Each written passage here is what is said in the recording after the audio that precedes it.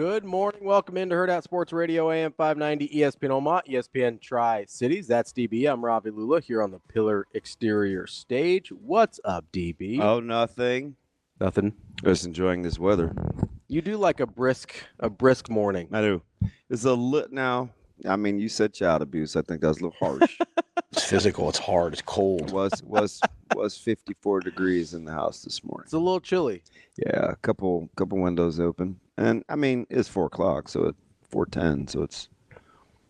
You get below 60, I start having problems. No, I mean that's not ideal. Yeah, it's not good. It felt good to me. Sure, but there's a little girl at home. Yeah, and who knows what was going on in her room because she goes to bed the same way at the same time every night, and there's 54 blankets around her, and she likes the ceiling fan, and you can only barely see her face, and she has her little ice cold water Yeti. She pokes her head out, and she goes, "See you in the morning." Every night. So I don't know if she can feel a thing. Yeah, but yeah, it's 54. That's pretty chilly. It is. That's pretty chilly. It is. What's like your ideal interior temp?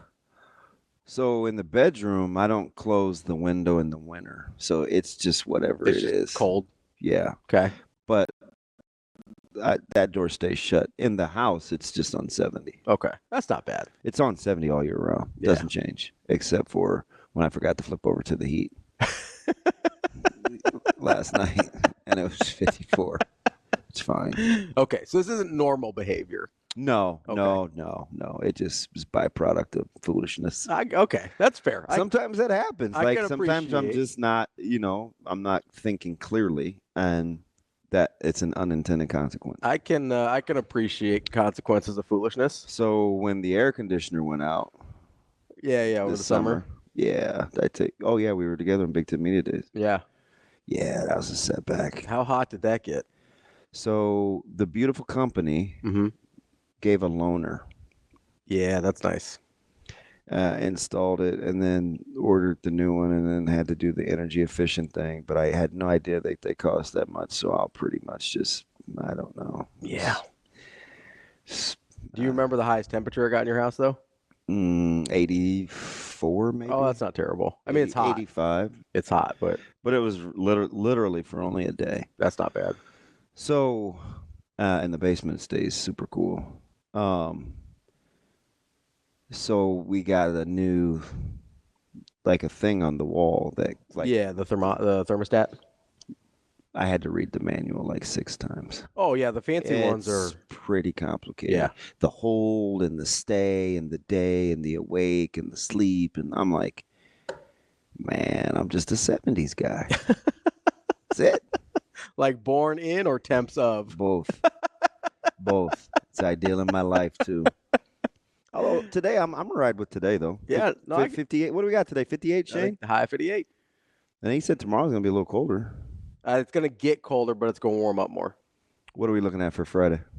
Like 70s, like low 70s. Damn it! Sorry, it's nice out. That was fine. They don't want to throw the ball anyway. It's good for the we're in the spectators. Freeze warning between 1 and 9 tomorrow. I know. I need my sprinkler guy to come over. Yeah.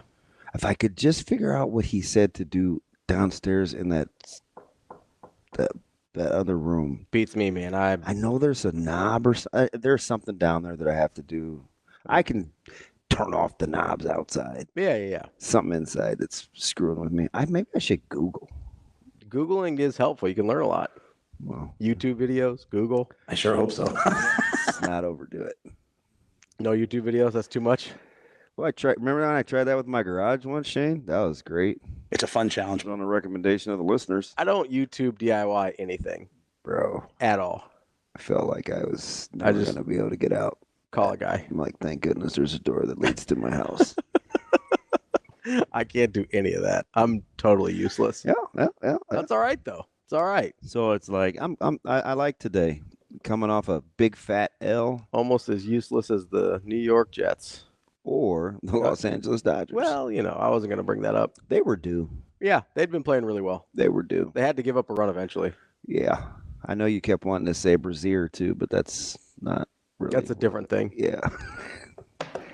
did not get off to a good start. It always helps when you throw strikes. It does. Throwing strikes is helpful. I've heard this. And Lindor was. I mean, listen, the Mets have been playing well for a reason. Lindor was doing Lindor things. MVP, if not for Ohtani. Yeah, and miraculously, that so full disclosure, I'm doing this thing with Underdog Sports. And it's really fun, and I'm kind of learning as I go. The higher lower deal? It's just like higher lower. They give you it's like daily fantasy. Mm-hmm. It's really what it is. It's daily fantasy. The only thing you can't do is same game parlays. So Underdog gives you all these things, and I've joked about this before, but I'm for my first 5. Yeah. And so I said to Ravi, Shane, I go, here. I just flipped in my phone. I was like, do some things. See what you like. So we processed. It was do we want field goals from the Jets? It was a Breece Hall anytime touchdown, Mm-hmm. Aaron Rodgers pick, Mookie Betts to score. There's everything. Mm-hmm. Total bases for Jesse Winker, right? Yep. So I have very little to do with this. You're just bouncing ideas off. Yeah. But I'm picking all of them. Yeah, you're picking all of them. Yeah. I don't even have my phone like you do. Yeah. So we lock it in. I screenshot it so I could remember what you did. And once Aaron Rodgers threw that pick, I was like, wow, all we need is a Breece Hall anytime touchdown. And then I started spazzing out because, of course, he got pushed out of bounds at the 5 a couple of times inexplicably. Once at the 2. Yeah, not great. Not great. So I give a random, who, a.k.a. you, I'm not really a random, but I mean, kind of. It's fine. The closest I've ever come to winning $10. Yeah. Well, you won more than that. Yeah, what was the multiplier you did? 13. So 130? Yeah. That'd have been cool. Yeah. For $10? Yeah. Yeah, and they gave me the credits to start. How about that? That's nice. Is that fun for you? No, it is fun. Because you just literally taught me yesterday what the multipliers mean. Yeah. That was kind of weird. I felt like I should have known. Maybe. I didn't ask during the launch. During the Well, onboarding. there were so many people from around the country at these radio stations. Yeah. And I'm like, ooh, face for radio. Ooh, face for radio. Ooh, face for radio. No, I'm just playing. These people are just big personalities. Yeah. And a lot of them were FM people. Really? Yeah, I was like, Get out of here. that. AM. Talk radio, baby. Yeah, so I got home from practice, obviously. Watched baseball and football and a little IU and a whole lot of that email that I got from Big Head Jed. Yeah? Yeah. Digging into it? Man, it's a lot in there. You know what I was digging into yesterday? What's that? I don't know if you remember this as we were going off the air. I almost said something super inappropriate. I had an idea. Oh, gosh. 'Cause you like were- an epiphany of sorts? Kind of. Because you were Is this the one that spawned from Benning Bites? Yes. Okay. 'Cause you were talking about actual points Yeah, leaving points on the field. Actual. versus expected points, Yes, right? Because yes. that's what we're talking about, the Yeah. analytics of expected points. If I had Stu Manji's number, I would have called him. But Yeah. I didn't feel like DMing him because he doesn't really tweet to me a ton. So Mhm. I'm not sure if he's vibing. He may not like me. I don't know. But Yeah. sometimes he just shoots me stats. Mhm. He's more of the other people guy. But He's I feel like he's pretty good though at the no, I the know. number stuff. I feel like I should have claimed him because he and I started talking first. you got to get custody of those things in the divorce. I know. Come on, man, you've been through that, you know. I don't know. He may not ride with me because I told him this was years ago that I was afraid of helicopters. Oh, And I think he's all in on I'm also afraid of helicopters. I think choppers. a lot of normal people are afraid of helicopters. That's why he don't ride with you either. They're scary. But anyway, so I started to hit him up about expected points. I know there's charts out there. But the whole leaving points out on the field thing was kind of getting me. So I had this epiphany, right? Because I was a big Hold that thought. yes. Remember when I said a couple weeks ago, I said this is anecdotally, Mhm. but it feels like Indiana does a lot of work late. Yes. They Right, went over like here they yesterday pull with away. Coach Rule. 80 points in the fourth quarter. That's a lot. I did the numbers on that too. That's a lot. It is a lot. And I even walked through the games that I had seen so far. I was like, they pulled away from Maryland. You know how many of those are in the Power 5 games? So they're 6-0. Yep. And there's 3 Power 5s, right? 3 Power 5 games. I have the numbers for the Power 5 games. So of the 80, I'm going to say I should know this. I'm going to go with 17, 10. I'm going to say 40. 52. 14 against UCLA. The score was 28-13 in the fourth quarter. Yep. That's a 2-touchdown game against the worst team in the Big Ten. Ends up, maybe it's Purdue. Right, yeah. Maybe Purdue, but one of those two teams is the worst team in the Big Ten. They get 14 in the fourth quarter. Looks like 42-13. Looks like they kick their ass, right? Yeah. Maryland, 21-21. That happened fast. With a minute left in the third. Yeah. Right? Yeah. Basically on the doorstep of the fourth quarter. 21-21. Indiana scores 21 points in the last 16 minutes. 42-21. Looks like and they got the 17 against looks like they kicked their ass. Northwestern. 27-24 in the fourth quarter. Indiana scores 17. Ends up being 41-21 or 41-24. Looks like they kicked their ass. I was well aware. I mean, those are but those are the actual numbers though. But RAL, there is something to finishing late. So that was going to be my question. Yeah, there's something to that. Because I think it's really hard, especially against teams that we don't think are very good. But it's not what you think I think. What do you think I think it is when I say there's something to it late? So to me, there's one of two things. Either it's finishing strong or piling on late. I think that's a team that has taken on the persona of their coach. So they want to pile on. They're going to pile on. That's how I take it as well. But that's my opinion. Like I said, anecdotally. I want to acknowledge it could be the other thing. It could be where they're strong. just in such supreme shape and wearing people down that or they've got the dam finally breaks. Or they've got a little bit more depth than the teams they've been playing. Yeah, I don't think that's it. I think they have taken on the persona of their coach. Yeah, they enjoy rubbing people's face in it. Well, did you hear the backhanded compliment yesterday? BTN from Cignetti? Yeah.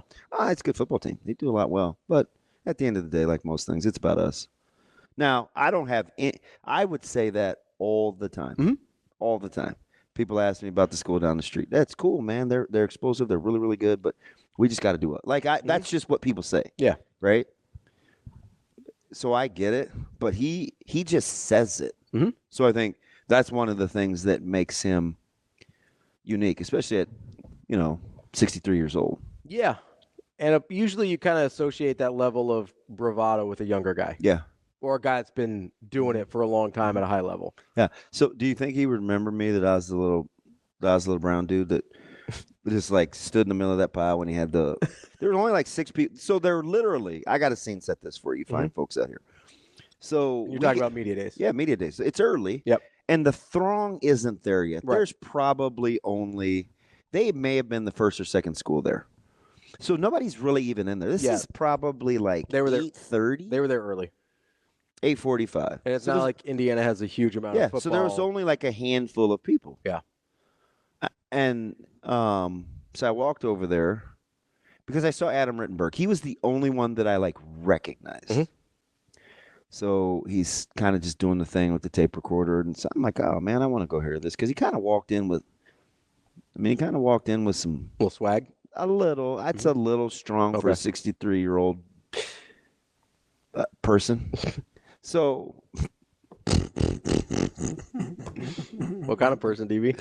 He has swagger. He has juice. Yeah. Where was I going with that? Oh, so so there's a little itty bitty media thing. So I'm listening. Mm-hmm.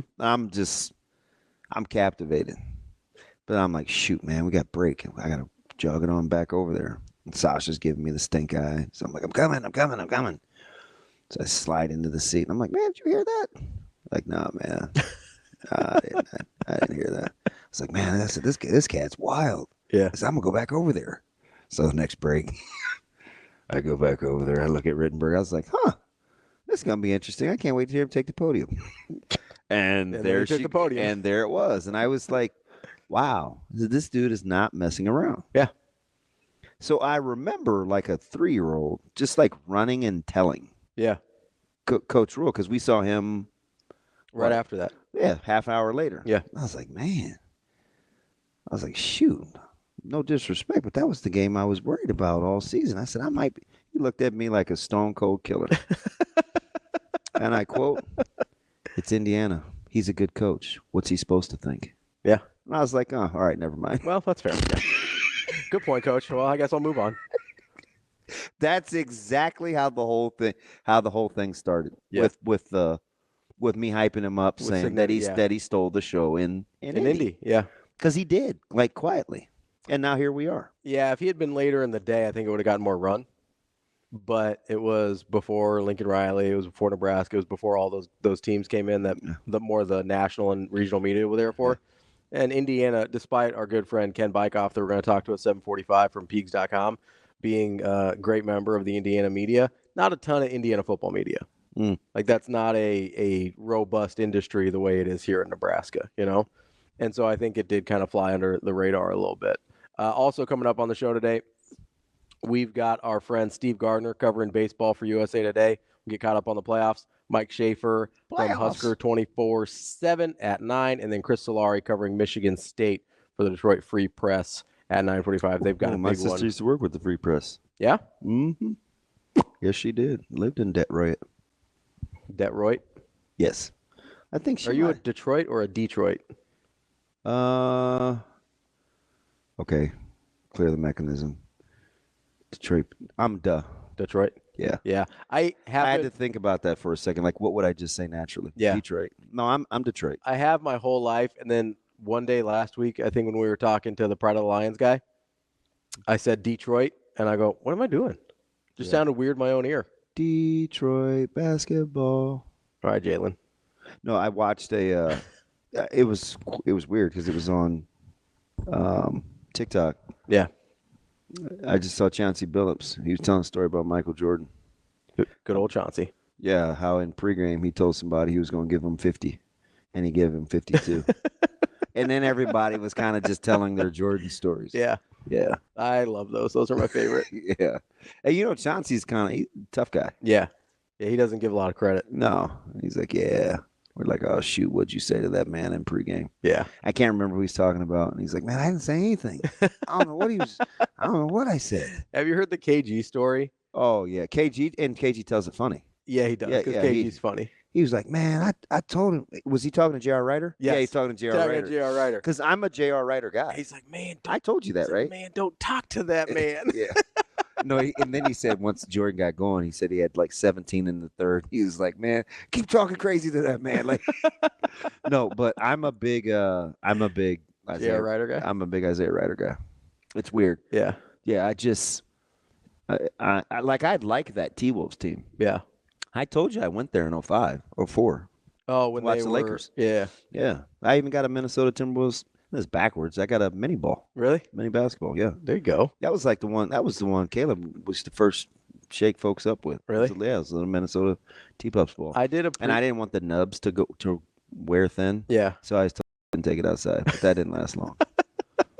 Then it turned into a little slick ball. Kids aren't real good listeners. Nah, plus he acted like he has some skills, so I just let him do his thing. Trying to hoop people up. Yeah, I mean, he was 4. He was like 09 when he was like really doing it, but yeah. I still remember when he was like freshman, sophomore, and you're telling me like, oh, man, this kid's pretty good at basketball, whatever. And I was like, DB, he's going to be a football player. Yeah, he needed to know that. Not his brother, maybe, just the opposite. So anyway, like when he left Indy, yeah, and the girls were in the back seat, so like they had their pods in and stuff, but yeah. I was repiping the media days through the Bluetooth. Yeah. And I just was like, this dude it's a little different. I think you got to be a little different in Indiana, though. Okay, Coach Rule. That's fine. I mean, you do. I understand that now. It's like that and Purdue and some of those other places. Like, you got to be a little different. Yeah. It's hard. I mean, it's hard to win traditionally at places like that. How much would the folks in West Lafayette? It was hard. How much would the folks in West Lafayette have to pay Monken? Probably not that much. I think Monken's a guy. He's got a good deal, though. He does have a good deal, but I also think he desperately wants a chance to prove himself. You? I do. Because he comes up about every 3 years and nobody ever hires him. I know. I think that's why he would take a job, even for if it's not crazy money, because I think he believes he deserves a shot and hasn't gotten one because he's at Army. Like, I mean, legitimately. This isn't like a Jamie Chadwell where it's like you're going to have to pay that man. because he's real comfortable. I think Monken wants the shot, and he's not. I think he's mid-50s. Yeah. He's not getting any younger. He probably hears the clock ticking pretty aggressively at this point, because getting your first power job in your mid-50s isn't that common anymore, despite our guy Cignetti at 63. You know, like you're getting the trending the other way with your Ryan Walters and Kenny Dillinghams and all those guys. Yeah, for sure. And how old was Lanning when he got that job? Like 36? Yeah, he was in the Tomlin zone. You know, what I looked up yesterday randomly, how old do you think Matt Campbell is? Remember, he was a head coach at Toledo before he got the Iowa State Matt job. Campbell is 44. He is exactly 44 years old. I feel like he's been coaching forever. Do you want to know how I knew that? How's that? This is weird. Well, when he came to visit Westside last year, he had just gotten a haircut. Yeah. And he was clean shaven. Yeah, so he looked young. And I just was like, wow, you look way different in person than you do on television. So I Googled immediately. That's a 100% true story. I believe you. You know how old he was when he got his first head coaching job?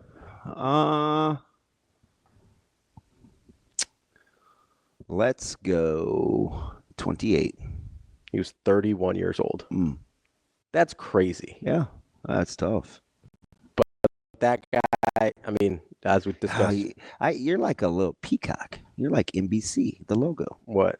Matt Campbell's pretty good again this year. Is Matt Campbell a good coach? He I've is. been telling people he's I a get good a little coach. I get a little defensive about Matt Yes, Campbell. you do. Yes, you do. I do. Yes, you do. Because people act very, like very, very angry. people act like you win 9 games one time at Iowa State and it's just easy now. Yeah, you were very, very angry. It doesn't get any easier okay man. at Iowa State. Guess what? There's some places. He's okay. He is okay. Let's not act like Puffy Pete over there. I'm good. Surprise, surprise. I know, right? Puff up. Madonna. Mad about it. Pouty pants. Put some respect on his name. Nah, he's out here balling. He is out here balling. You think that he learned how to coach again or that he forgot in the middle? Nah, but Nah, it's just hard at Iowa State. wow. I mean, Are you carrying the flag this morning? there's some places it gets easier to win once you get rolling. Iowa State's not one of them. Iowa State's not one of them. Nebraska might be one of them. Shout out my man, Matty Sternberg. I don't know who that is. It's my buddy. His kids used to Who play that with our is? kids. Todd Doxson, to- Iowa State great. He used to be my vet, and then he got big time. Miller North guy. I don't know if Started you knew that. slinging bets. That's DB. I'm Ravi Lulla, Hurrdat Sports Radio. Welcome back to Hurrdat Sports Radio, AM 590, ESPN Omaha, ESPN Tri-Cities. That's DB. I'm Ravi Lulla. In a couple weeks, 2 weeks from Friday, in fact, make sure you're joining us for the next live breakfast ahead of the UCLA game. That's November 1st. What's up, DB? Why are you making faces? Finish what you were going to say. Well, you're making faces. You're interrupting Don't let me deter you. You're always deterring me, DB. Come celebrate Diwali with your favorite Indian person here on November 1st at Hurrdat Sports Bar and Grill. And come out for our live breakfast with me and DB. We'll be here prior, getting ready for the UCLA game. Make sure you get signed up at eventbrite.com. Search for Hurrdat Sports Radio. What's up, DB? Are we going back to the show now? Anytime. Anytime you're ready. God, I want to punch you. I just want to let people know they come hang out with us. Oh. I know you love hanging out with people, DB. I do. You love being in public. I am. I'm getting better. You were pretty good over at game day the other day. They were hilarious. You were personable. So I was in and out yesterday. I know, that was quick. Did you get blood work? No, not again. Oh, because it was quick. Yeah. Oh, I did it the first time. yeah. The guy get a blood work and everything, but it was just shooting me up. Yeah. It was quick. It I'm was. a big Chris guy. I like Chris. Chris is cool. Chris is cool. Yeah, he dabbed me up too after he took his gloves off. I asked him, I go, hey, I got a little tennis elbow thing happening. You got anything for that? And he's like, I think I can get you something. He is like, Those peptides, man. yeah. Yeah. I didn't see, where, did you see Sky? I didn't, but she called me later to let me know that my blood work came in. Yeah, what blood work was that? So The they do the first full time? panel. So they do the testosterone and the PSA and stuff, and they shoot, check I better that call her back. live real time. She said, at least in my message, she said she'll just give it to you when you come back, so you don't have to worry about it.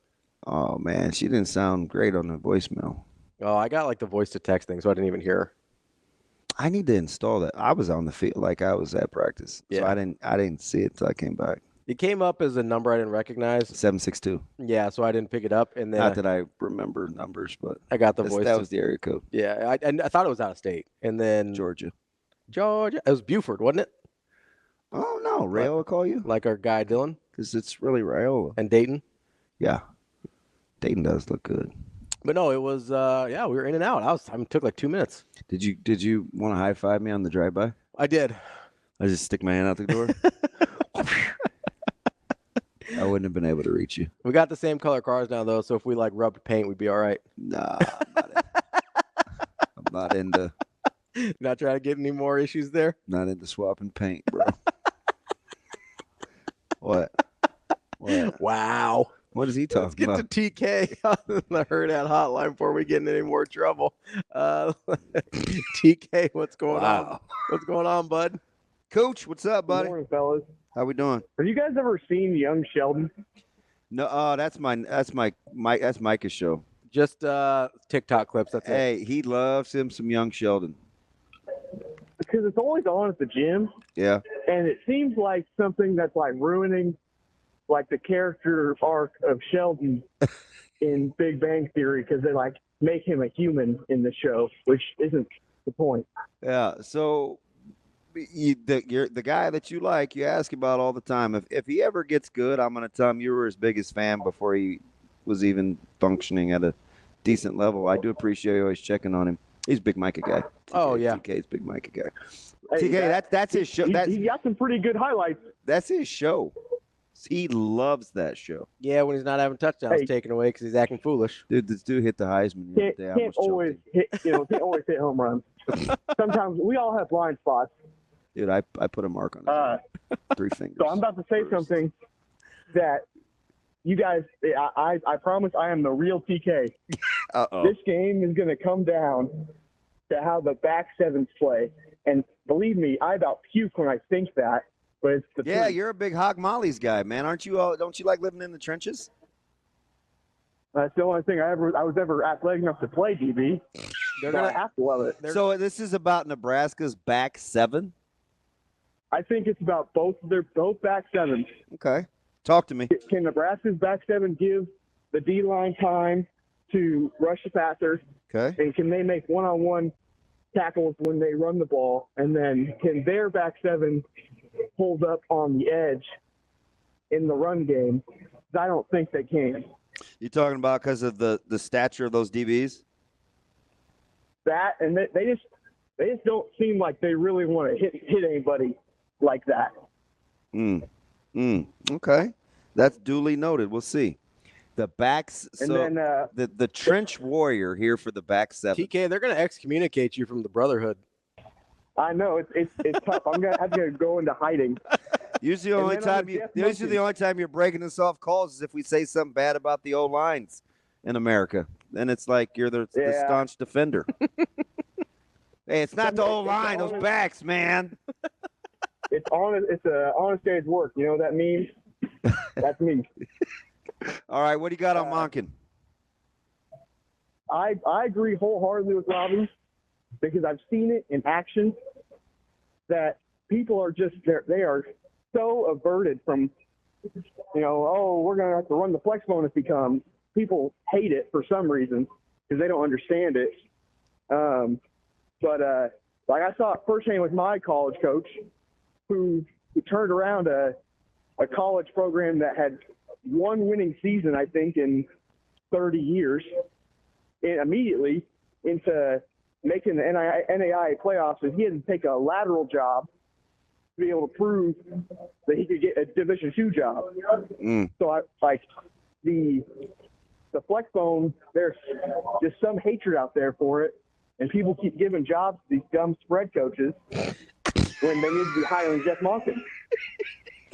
You know what's funny, It's TK? ridiculous. You know what's funny, TK, is These dumb spread coaches. like Monken wouldn't even run a true flex bone if he went somewhere else. He's running that because he's at Army. Yeah, and it's not like Right. we don't see triple option every week with RPOs. Yeah, it's the exact same principles. People are just too dumb to see it. And half these people haven't even watched Army this year. Yeah, because they do throw. They can actually throw the ball. Yeah. No, I know. Yeah. He's modernized the offense a little bit because he's finally got some guys that are able to do it. Like, he's a really, really good football coach. All right, TK, enjoy that pump. We'll see you guys. All right, buddy. That's a appreciated call, TK. Yeah, listen, Monken's a really good football coach. I'm a huge fan. How about the back seven talk? I get what he means. Like, I get it, but I will say this. What's that? This game is much more about Nebraska's defense than their offense, in my opinion. I would agree. I do think Nebraska's offense is going to have some opportunities, which I think is maybe what you're getting at. Yeah, I just don't know if zone is the way to go against Raiola. Yeah, because he's doesn't want to make a ton of mistakes. So if you give him areas to throw to, he's really good at that. What I think is going to be the next evolution in his game is winning against man. Yeah. Which, I mean, like letting it rip. But I mean, were you understanding what I was saying yesterday? Like another year in this system where there won't be so much talk about slim margin of error and, take care of the football. And we want to go +7 and we were a minus whatever it was last year. Yeah. Like that's been ingrained. So as a first year guy, you're just naturally more cautious. 100%. As they achieve more, he'll do more. And also, that's my opinion. I agree. I also think when you've got a less veteran defense, when you can look at it and say, hey, we do need more out of you. Yeah. Because I do think there was probably a conversation at some point, because it's the conversation Rule was having with all of us kind of through the offseason was, hey, if we just give our defense a chance, we'll win a lot of games. We didn't give them a chance last year. So if Rule's saying that publicly, how many times have we said it? If he's saying it to us, he said it to his team 100 times before that, right? That's been ingrained in Dylan to be like, hey, just keep it on the tracks. That's your job this year. Keep it on the tracks. Take care of the football. Don't put our defense in bad positions, right? As he grows, you're right. He's going to let it rip. He's going to take more chances. Yeah. That's just my thought process. Fully believe that. Coming up next, we're going to talk to Ken Bikoff about those Indiana Hoosiers from Peegs.com. We will get into seeing what he thinks about the start that's been red hot for the one Curt Cignetti. That's DB. I'm Ravi. We'll be back with more Hurrdat Sports Radio. Wrapping up hour number 1 here on Hurrdat Sports Radio, AM 590, ESPN Omaha, ESPN Tri-Cities. That's DB. I'm Ravi Lulla. We're joined now by Ken Bikoff of Peegs.com covering Indiana. Ken, how are you this morning? Doing great. How are you doing? We are hanging in there. I feel like we've come a long way since we talked to you this summer because it was during a golf tournament. We were out on the course. And the optimism, we went from, well, he's had a lot of success. He's brought his staff. They're intact. There's some know-how to big noon kickoff. Like, if you can give us the Cliff Notes version between that conversation when you had with you then and now, what's been the main, how'd we get here this quickly? Well, it's been a ride, no question. Everything that Curt Cignetti talked about during the offseason is certainly the same kind of thing that we've heard at IU with multiple coaches when they've come over. There's going to be a culture change. There's going to be, we're going to raise the standard. Things are going to be different this time. And I'm very much a wait and see kind of guy because I've heard that same story, over and over again. And so I was, when you have mixing a bunch of players in together, being able to get those guys to gel quickly can be a challenge. Well, Curt Cignetti is backing up everything that he promised in a big way, and they've been lucky enough to stay remarkably healthy. Knock on wood for the Hoosiers, but they have solid quarterback play. Everybody has bought in. The defense is as good as we've seen since at least 2017, and maybe before that. It has just been a team effort to just completely turn around a program that had won 9 games in 3 years, and now you're bowl eligible by the first week of October. It was it's been breathtaking to watch, and you can look at the teams that they've beaten and everything that goes along with it. People talk about their strengths of the schedule and get the best look. Indiana hasn't always gotten the job done against those kinds of teams. not only that, Indiana has not played with their food this year either. Yeah. They have beaten the teams that they've been put in front of them, and beaten them convincingly with a very good offense, a defense that gets stops when it needs to. And it's just been a completely different program. And I'll tell you right now, as somebody who's covered this program for 20 years and, I've been watching for a lot longer than that, it's a little disconcerting to Indiana continue to be successful in a big way. And the biggest key is Curt Cignetti has changed the culture of his team from hoping to win on Saturdays to expecting to win on Saturdays. So let me ask you something, Ken. We're watching this evolution for Indiana, and we're just getting inside the numbers. I'm just finishing the third rewatch for Maryland, and Indiana scores late. Ravi brought up the stats. Coach Rule talked about it yesterday. 80 points in the fourth quarter, and we were trying to decide: is this just a team that's got depth, that's kind of wearing people down, the dam finally breaks, or is it the reflection of their coach, we're a team that seems to want to step on the gas and kind of bury you? It seems like it's more the latter in this film study, getting ready for the broadcast on Saturday, that it's a reflection of how Cignetti wants, I don't know if sending messages is the word, but they definitely don't let up late. Is that accurate, or is this a team that's built on just being able to play harder longer? Oh, well, it can be a little bit of both, but I think it is, like you said, it is kind of that latter because of the fact that, Cignetti is so matter of fact and so businesslike. That he already has this famous quote of, I win, Google me. And my thing is that it ain't bragging if you back it up. And he is here to show people that he belongs, that Indiana belongs, that Indiana is not what it used to be, and it's different under him. And he does not let that standard lower just because, well, we're up big or we're comfortably ahead late, so people can kind of relax a little bit.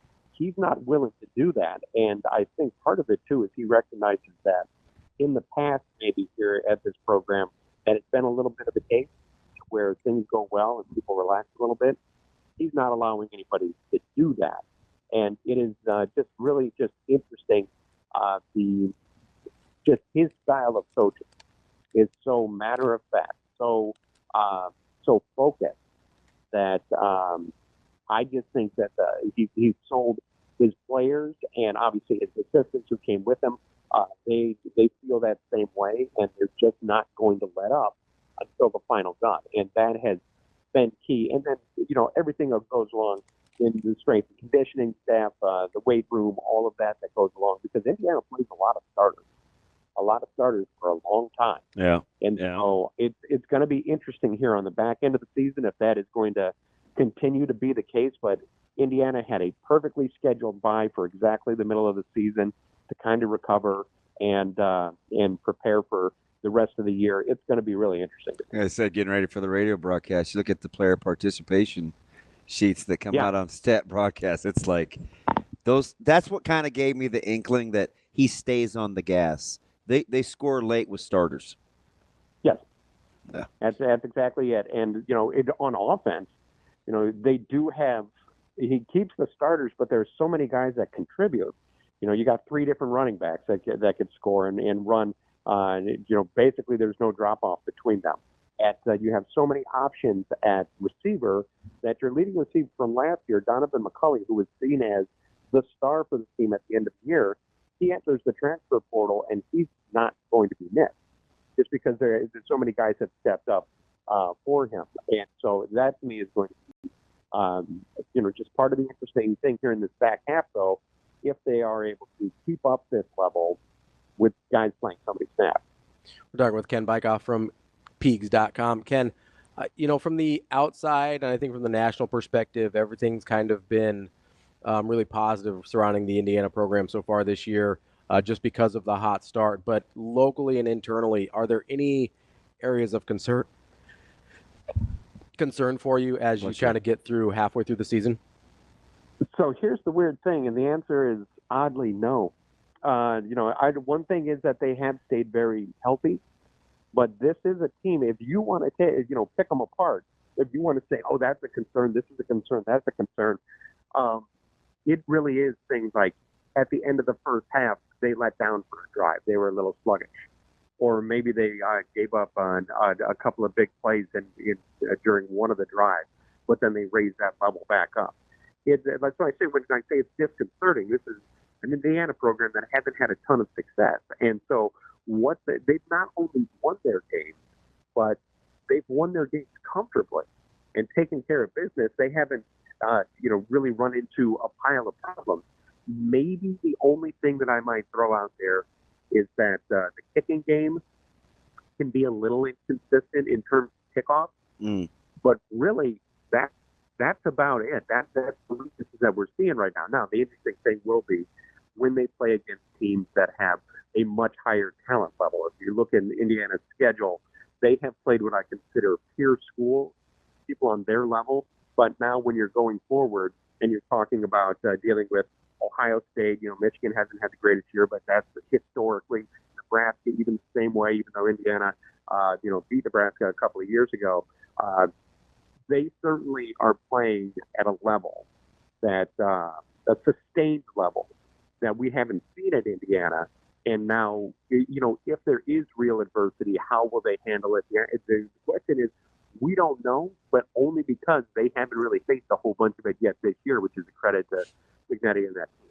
I remember asking you about some of those weapons, and Ellison and Surratt were one, and I liked Surratt, especially with his experience and watching him last year. When you look at this offense, because, Nebraska fans will try to kind of boil down handicapping this thing. If it's about offense versus defense and the way that Indiana moves the ball, is it the fact that they limit their turnover? If you had to choose, put them in order. The fact that they don't turn it over. I think they put 5 on the carpet, only lost 2. I think they've only thrown 2 interceptions. Rourke's only thrown 2 interceptions. Is it the efficiency in the passing game? Is it the balance in the run game? Or is it the fact that you don't turn the ball over? Because you look at the numbers and you think shot plays because of the gaudy receiving averages, but it's not really like that on film. Yeah, and if you ask me, is it the pass game, the running game, or taking care of the ball? The answer is yes to all three of those. I mean, that's what it's been. Curtis Rourke has been fantastic, and he's making throws that are great. He's got a patience that is incredible. He plays like the senior that he is. He's very slippery too, because when he's getting pressured, he does a great job. He isn't a scrambler. He's not that kind of guy. But he's just one of those guys that when defenders are coming, he'll all of a sudden just bend over and guys will go over him, and he'll squirt out. In the run game, and also Rourke with those 2 interceptions, he threw them on back-to-back passes, and that has been what he's done. With the running game, whether it's Tyson, Lawton, Justice Ellison, any of these guys that they run out there, they all run hard, they finish runs. And they do a great job of squeezing out the extra yards at the end of the way, and then they take care of the ball. So all of those, but that balance is what makes it really tough, because they are able to hurt you in a lot of different ways, which is why they put up the kind of points. And then there is just like a quiet killer in Kurt Cignetti, in that he isn't going to let up. He isn't going to let go. And Mike Shanahan, they're going to keep going. They're not looking to embarrass anybody. It isn't big shots. It isn't super flashy, but it is creative enough to keep you guessing. And they just have just kind of this singular focus that we're going to put these points up and be on our way. It's been fun to watch. And again, this back half of the season is going to be really interesting because again, they've stayed remarkably healthy, and so that has been a huge key. But as each week has gone by, confidence has grown without arrogance coming with it. Ken Bikoff from Peegs.com. Ken, we appreciate the time as always. Thanks, Ken. Thanks. More Hurrdat Sports Radio coming up next. Kicking off hour number 2 here on Hurrdat Sports Radio, AM 590, ESPN Omaha, ESPN Tri-Cities, SDB. I'm Ravi, Lulla. If you're driving to work, make sure your eyes are focused and straight ahead on the road. As the driver, you've got one job to do, and that is to drive. I will say it is a little hard to stay focused on this show sometimes because I got our group chat popping off on whose group chat? From the sports team. They're at the Coaches versus Cancer thing this morning. Oh yeah. Did anybody buy me anything? I don't know. I'll ask them. I don't know if they've done the auction yet. They just started, I think. So the auction is online, right? Oh, maybe. I don't know. All right. I have a question before you do your thing. Okay. At first blush, who comes across as bigger? Okay. Crutch or Mac? I'm just gonna say Max. I know Max like 6'10". Crutch is a big dude. I know he's a big dude, but he's not quite as tall, right? Yeah, well, it's close. I thought Crutch was like 6'7". Crutch is a big dude. He's a big dude. Like, you see him up close, and it's like, huh. Yeah. No, I understand that, and that's why I think it's just cool. How about Coach Hoiberg's the little guy? That's what I know. The guy that played in the NBA. Yeah. The 6'4" guy that played in the NBA is the little guy. The little guy. I also, that's why I talk all my nonsense about the way Omaha runs their basketball program from a distance, because I wouldn't probably do that. Yeah, to his Crutch face. would put it on you. That's fine. I'm just And he's a football guy, too. So. I know. I would love it if he put it on the recruiting trail here in town. That's what I would love. If he would do that. I'm just saying. Ravi here for low-key hate. How many times you gotta get beat by guys from your own city playing on other Summit We still League have teams? about 17 days before hoops, okay? Before saying. we break out the Matt DeMarinis, Jacob Padilla parties. Those are my favorite. Those are my guys. Yeah, I have to ride with Matty on that one because at least he'll protect me. I'm just saying. Jacob will slaughter me. Oh yeah, Jacob will just knife you right on the way by. You won't even know what happened. I will see him today for NEB preps. You'll just be like, hey, what was that? Yeah. No, he's elbow deep in volleyball too, though. He is. We were pretty impressed with Smooth just beating the brakes off of Pittsburgh. Yeah. They might be all right. That might not look like a bad loss for Nebraska. So, but SMU's been doing that though. They have. Yeah. So I mean, they're good. Yeah, they're top 15. So. Well, for Nebraska, the way they beat most top 5, top 10 And I think teams, Nebraska, I saw the rankings yesterday. They held it too, right? Nebraska? I believe so, yeah. Yeah. I just, I don't know. I don't know. I get so frustrated by the Omaha basketball Why? thing. What's the matter? We'll get to it. We'll get to it in a couple of weeks. Can I just ask you something off the top? Yeah. Who's the best team in the country in basketball right now to start the season? I know Kansas got number 1. I'm having a hard time not thinking UConn still. Yeah. I know they thought lost. you might say Duke. I mean, Duke's super. They're probably the most talented team. What about Whitney? Houston? Yeah. I think Kelvin Sampson is one of the best coaches in the country, bar none. Like that, he's incredible. Yeah. I think I go UConn. Okay. As much as I hate. Well, if Creighton's 2 in the Big East, then they're top 12 in everybody's poll. Yeah. Probably UConn. Yeah. I mean. Yeah. You know what I mean? Yeah. You're in everybody's top 11, 12, but you're second in your own conference. Yeah, because UConn is a wagon.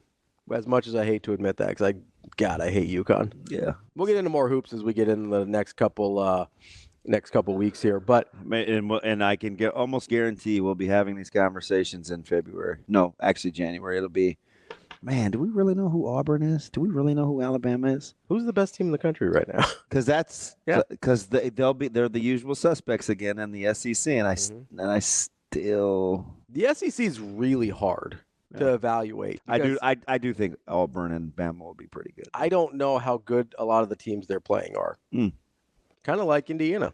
Yeah. Don't know how good some of those teams are. Speaking of the SEC, our main man, Adam McClintock, just tweeted out, by the way, give him a follow at CFB_professor. Shame on you if you're not. The biggest year-over-year defensive efficiency improvements in the SEC, and he'll do this for all the conferences. Guess who's number 1? Year over year? Yep. Kentucky. Very good. Bravo. Very good guess, but they're 4. Okay. Wow, that's pretty good. Because Kentucky hasn't been bad defensively under Stoops. They haven't. I felt like they took a little dip last year, and then they were better. They're a lot better this year. That's a good shot you took. Also,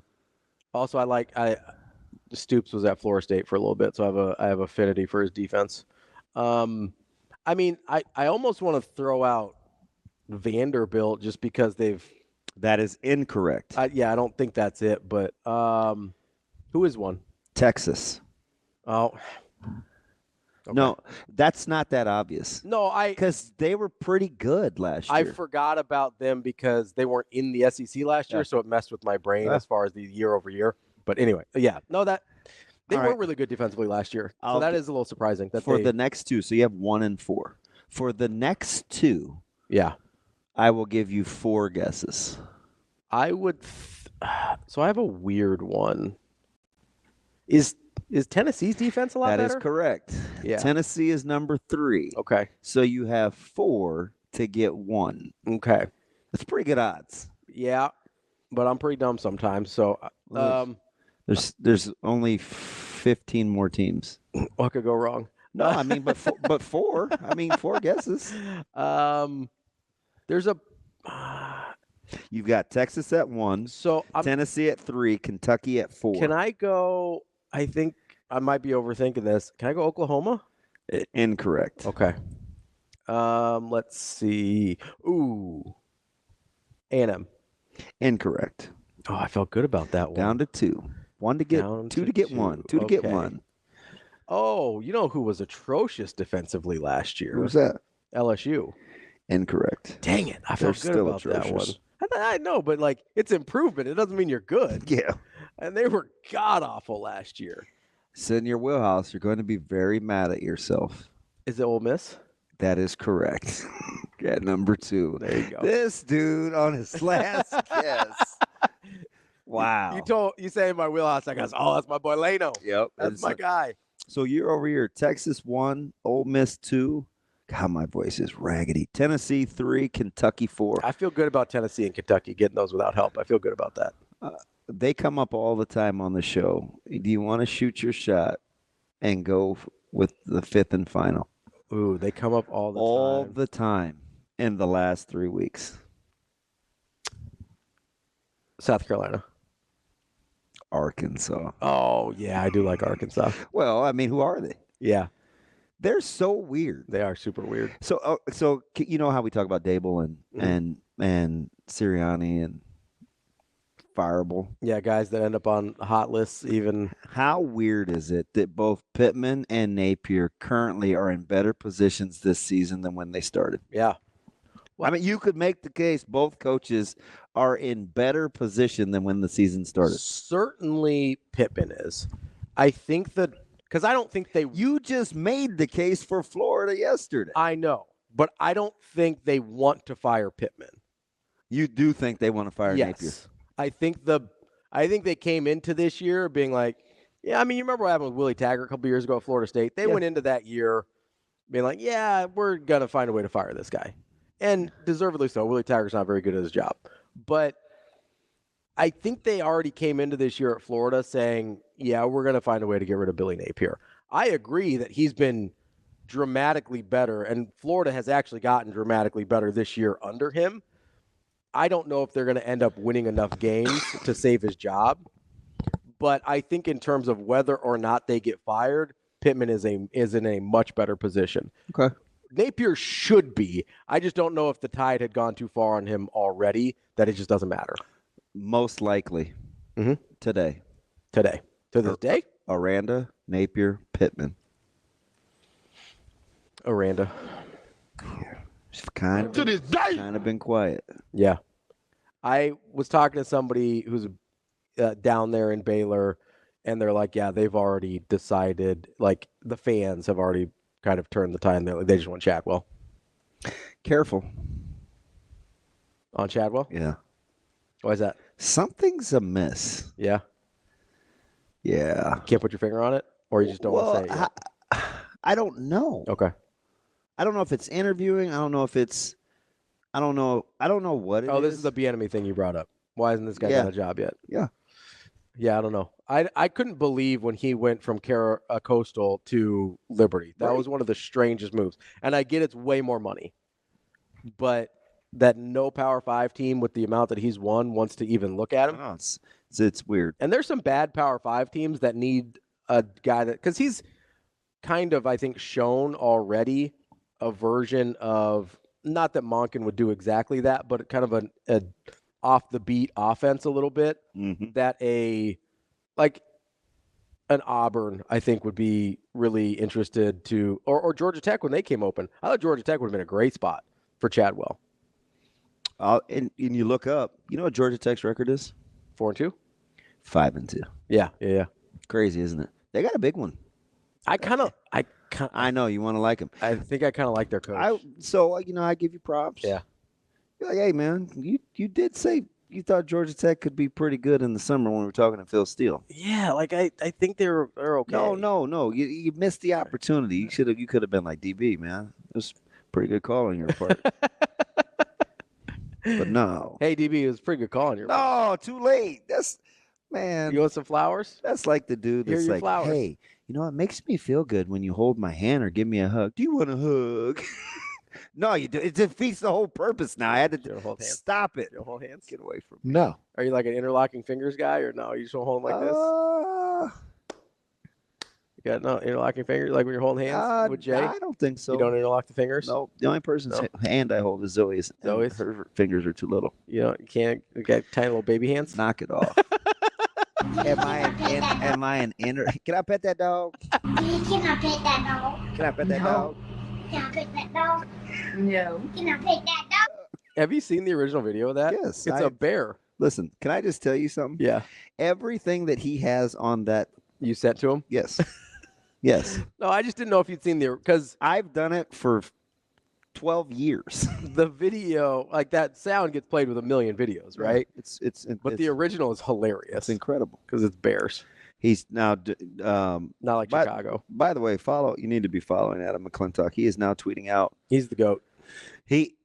So I like putting his stats with what I see. Eye test? Yeah. So let me go to something else because we're talking about coaching openings. Hold on, before you get to coaching openings. Why, Ravi? Because we started to get to breaking news? No. We started to get to this like an hour ago and we got distracted, as we do sometimes. But I do want to talk about the analytics versus what we see. Because you were talking about this with your actual points versus expected points. Okay. And we never got to it. Okay. We'll get to coaching opening. You know I love coaching openings. We'll get there. Okay. We got another open segment after this. We're okay. Shame. We're okay. He's put a... And of course, if you're not down with that, we got 2 words for you. Exactly. I couldn't understand what that is said. Beautiful. Play that again for Ravi, because that's how I'm feeling. I'm in my feelings right now because he just put a pin in my balloon. Play that for him again, Shane. And of course, if you're not down with that, we got 2 words for you. What'd they say? I can't hear it. Oh, that's okay. No, what'd they say? I can't hear it. No. DB, what'd they say? I'm having a hard time understanding the clip. What is that? No, you're exactly right. Heisman? You're doing the Heisman? Like Micah? Is that where he learned it? Doing the Heisman on people? Really? You guys see? Keep encouraging him. When I'm in jail. I'm not encouraging him. I just called him foolish for doing the peace sign on the way in. Yeah. Dude, there's a reason he's got a bruise on his arm. Hey, Micah, quit taking touchdowns off the board, all right? No, they didn't take that one off the board. Not the Heisman one. They took the Cheetah one off the board. They play today, too. Do they? Yeah. They going to do all right? I hope so. You think so? Yeah. We'll see what happens. So we were talking about this yesterday because you're trying to figure out, hey, at what point – I heard it. I was trying to make you say it. Childish. Wow. Ravi here for not wanting a partner. You want to hold hands? What happened? Man, dude screwed up again. What? Wow. I was almost the old banana in the tailpipe. Like the low latency feed video that the officials could do replay on. What? How do you get the bad version of the truck? You can say anything once, Damon. It's fine. No, I tried that. I'm just telling you, that's a misnomer. I didn't know there was a bad version of the truck. Yeah, like they put that out as a statement. Was that the one from Amazon last week? Yeah, it was Seattle. On the punt return. Like, yeah, we didn't have it was the low latency feed. We didn't have that angle. It's like, what? What? I thought you had all the angles. The truck literally has all the angles. The old low frequency banana in the tailpipe trick. Where did we get the angles if not from the truck? Well, I'm mad at you because you tried to get me fired. So do your analytics thing again. Nobody's trying to get you fired. That's okay. I got a call yesterday from a guy that's looking for a job. He would be a very good fill-in. Your ass better call! Yeah. Like, I'm dead serious. I was supposed to call Bill and I forgot. It's all right. We can remember today. My Bill's probably in Bermuda. He was here yesterday. conquering the world on some deal. He was here yesterday. That's all Was I know. he? I don't know about today, but he's here. Yeah, he was here yesterday. I miss him. I think college football and football in general is kind of on the early-ish end of their analytics revolution. Yeah. Because so you did listen to Betting Bites yesterday. Yeah. Because I'll be curious. I am curious going forward. Because and it reminds me of because I was a big sabermetrics Moneyball dork in like the early to mid 2000s. Still a dork. But yes, go ahead. but it was about different stuff back then. Yes. I didn't say I stopped being a dork. I can't. And there was, I don't know if you remember, there were certain facets of the early Moneyball stuff that didn't end up working and people abandoned them. Yep. And the one that really stuck out to me that I think might end up being the corollary of the actual points versus expected points. Ooh. The take the points versus what does the math tell me I can get here was the closer by committee. Do you remember that? Yes. Very well. Closer by committee was this, hey, don't spend money on a closer, assemble together a bunch of high-level performing relievers on cheap minimum deals and then just roll them out one after the other. Okay, but listen to me, though. Yeah. So do you know what I think? I'm glad you picked that one because I'm curious to hear where you're going to go with this. Mm-hmm. But I will say this. Be careful with this now because the rules caught up with that philosophy. So the numbers are skewed. So because now you have minimum batters faced. You do, but people abandoned the bullpen the closer by committee well before that. Now, middle relievers, changed with the rule change more than anything. But the guys can't get hits. They're only seeing a pitcher for one at bat. Yeah. They abandoned the closer by committee thing probably by like 06 for the most part. Tell the Mets yesterday that scoring was a problem with the bullpen. Because they just looked at it and they said, hey, there's obviously something different here that isn't being represented by the numbers properly. And that's how I feel about the expected points. Okay, now, so before I let you shoot your shot in this last 5 minutes, because that's just basically about all you ever need. But if 5 minutes can be a long time, man. And of course, if you're not down with that, we got 2 words for you. Listen. Some people might say it's too quick, but it depends on who you ask. Exactly. It's all subjective. Anecdotally, are you in agreement that you feel like people are leaving points on the field every week? Yes. Like this has become a thing now. Yes. It's like, why not just – because it leads me to believe when I always say, like, where are all these good kickers? Mm-hmm. I mean, sans what we saw last night. Right. Wow. Doink. But in the NFL in general, the kicking has gotten they just line up and kick 60-yarders like NBD. Yeah. I do agree that people are leaving points out there. And although, as TK told me, one of those guys is, or was it Husker? It might have been Adam. They have one of those guys at Pitt. Yeah. Yeah, he's way good. There is, I think there's something not being represented by the analytics. And I don't know if it's when you take a play in a vacuum, it's going to be different than the averages that play or that number came from, right? So you can say, hey, if we go for it on 4th down here, the points expected on this drive are all of a sudden 4 instead of the 3 I get from my Is this field different goal. than different finishing drive rate? Like, it's the expectancy? Yes. Okay. Yeah, because they attach a number of points to it, right? Yeah. So I need to ask Dumanji if we're cool. So you have this thing where he's going to be like, where's this coming? Hey, if you go for it on 4th down in this down and distance from this yard line, then the expected ending points of the drive ends up being 4. But there's a couple issues on that. Number one is time and situation, right? There's some times in situations that are baked into those numbers where the defense, doesn't necessarily have to get a stop there to win the game. Right, where, hey, they're down 2 scores. The defense is kind of trying to work clock as much as they are trying to stop people. And the offense is desperate, so they're being more aggressive on 4th down, right? So that's a factor in there. The other thing is it's very much like the averages versus a single moment, right? The average tells you, you'll get 4 points. The average tells you, all these relievers can get outs in high leverage situations. But if you're in a high leverage situation and you need 3 outs, what we ended up learning long term was, hey, you need the one guy who's mentally prepared for this role. Because not all outs. One of the few things that analytics cannot tell you is they don't factor in emotion, which is because what they're meant for. They take emotion out of it. Right, but sometimes you have to factor it back in. 100%. And there is not all outs are created equally, just like not all game situations are created equally, right? If your drive expectancy is 4 points, but you only need 3 to win, the 3 is more valuable than the 4 in that situation, right? Yes, you'd love to score a touchdown and win, but the 3 becomes more valuable than just 3 points in that situation. And I think what you're going to end up seeing is people valuing taking points and reverting away from so heavily relying on the analytics to say, oh, but if we go for it here, we're going to add a point of expected value on this drive, where it's like, no, real points are more valuable than expected points. You may almost have to have like a multiplier on the real points versus expected points. If you say, hey, I can take 3 points right now, in the expected value, that you may have to weigh that more heavily. Yeah, I'm vibing.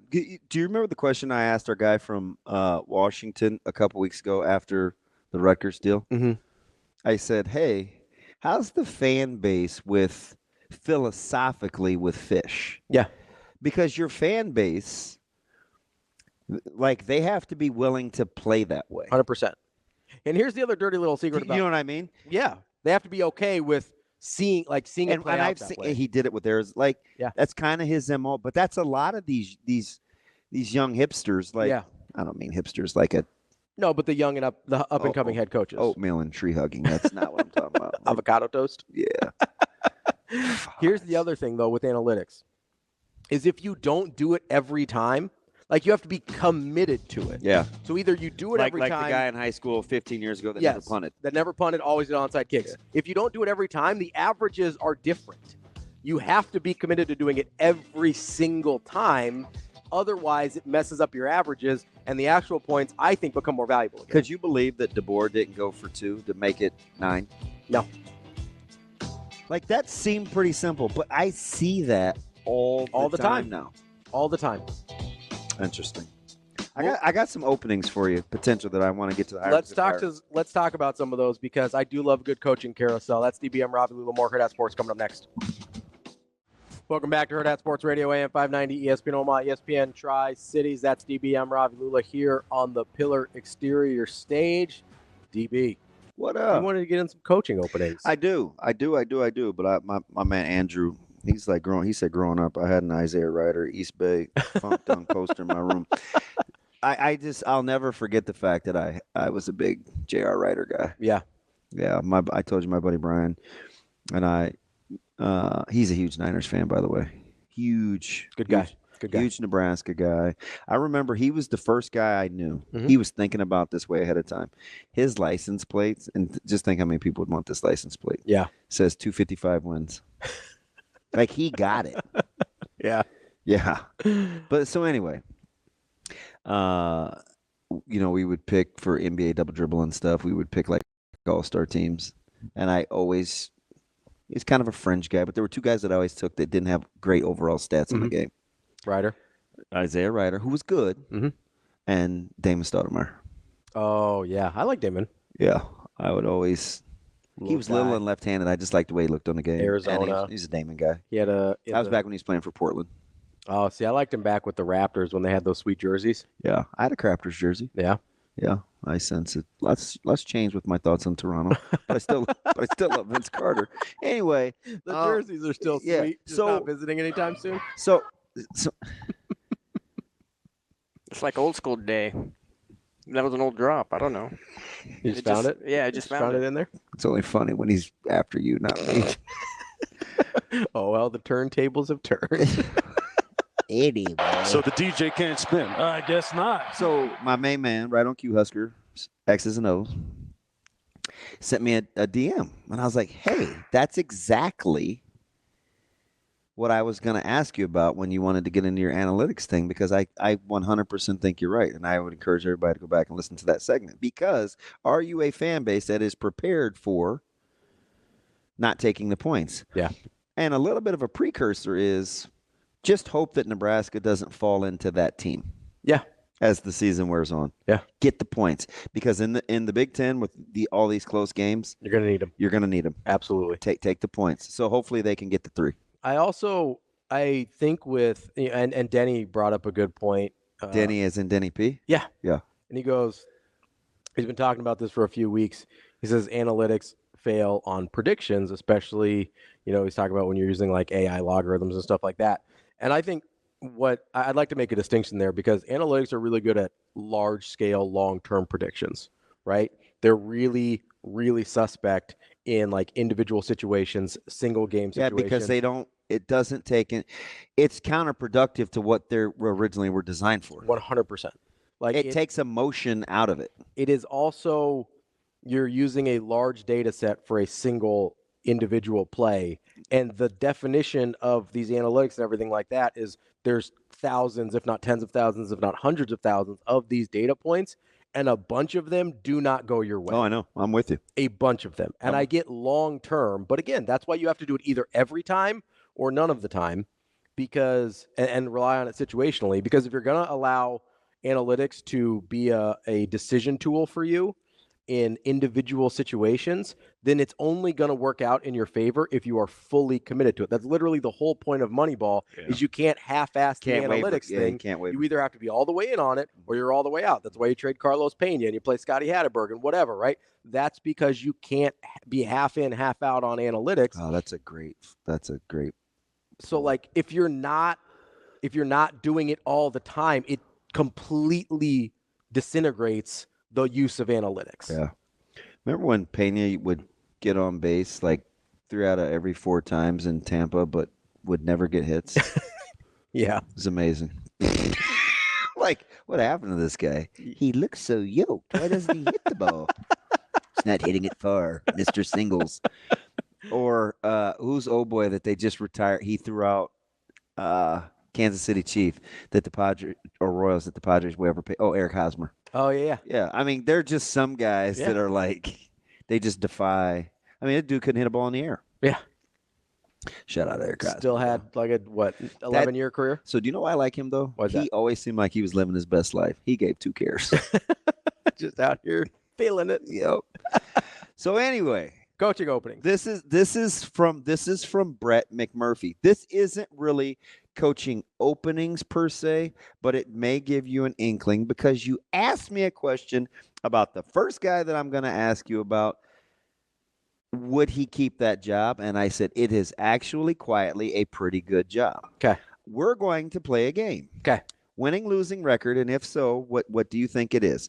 These are all coaches in their last 13 games. Okay. Are you ready? Yes. There are 1, 2, 3, 4, 5, 6, 7, 8, 9. All right, let's do it. Nina Ross. Come on, Nina Ross. I'm just playing. Little Joe? Fat Joe? Never mind. 10th Terror Squad? You weren't ever really a craps player, right? I got nothing. I was going to make a joke, but I see lots of people playing floor games. Never mind. Oh my gosh, yes. Some cultural Do I groups not are more apt to fit play the certain typical games. demographic No, of a you craps strike me player? as more of like a baccarat guy. It's a pie gal. It's a wrong part of Asia. Good at math. Somebody call Wyatt. Okay. Coaches. No. Knock it off. Coaches. All right. Mac Brown, last 13 games. Winning or losing record? Losing record. What is Mac Brown's record? 6-7. Mac Brown is 5-8. That was pretty close. I'll take that. 5-8. Could you see Carolina moving on from Mac Brown? 100%. Okay. And that, I think, is a very good job. Very popular coach here. Yeah. Sonny Dykes. What is Sonny Dykes in his last 13 games? Ooh. 7-6. Sonny Dykes is 5-8. Oof. Okay. Now, Sonny Dykes is relatively fresh. Yep. You don't move on from Sonny Dykes, or do you move on from I Sonny don't Dykes? think so. Okay. I don't think so. Here's your fave. Yeah. Hugh Freeze. Ugh. What is Hugh Freeze in his last 13 games? I want to go lower just because I don't like him. I'm going to say 5-8, though. 5-8. Yeah. Would Auburn move on from Hugh Freeze? Yes. I think so. Tough job. And he's not. Auburn has to be, and I should have said this 2 years ago. They have to be careful. They're kind of in no man's land. And he's not likable. Like you're not going to go to bat for that guy. Okay. All right. So Auburn.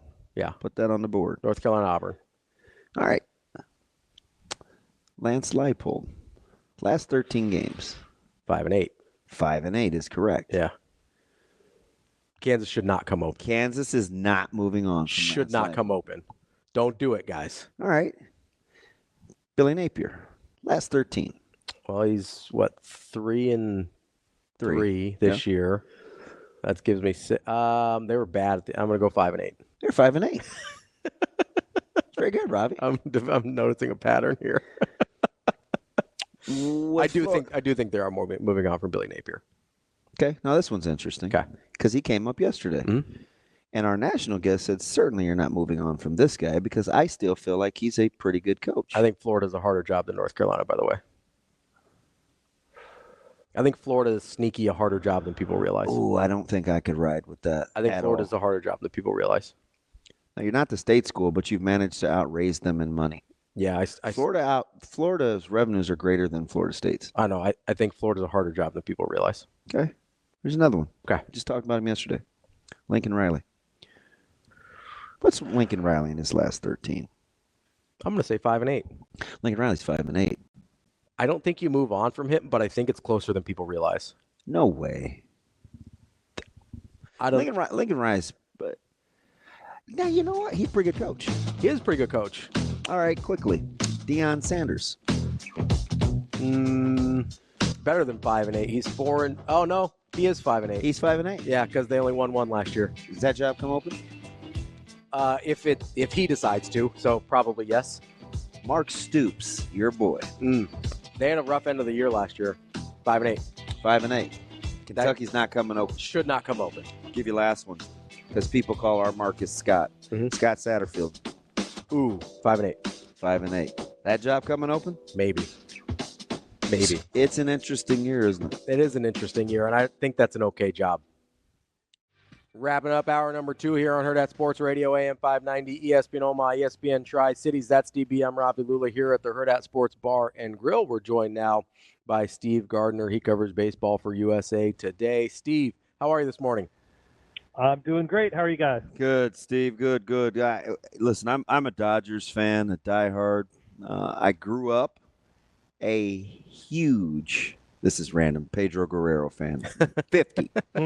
So I always try to refrain from just asking our smart national guys questions about teams that I cheer for. But when you look at this team and kind of how they're made up, and you obviously have yesterday in the bag, so I get that.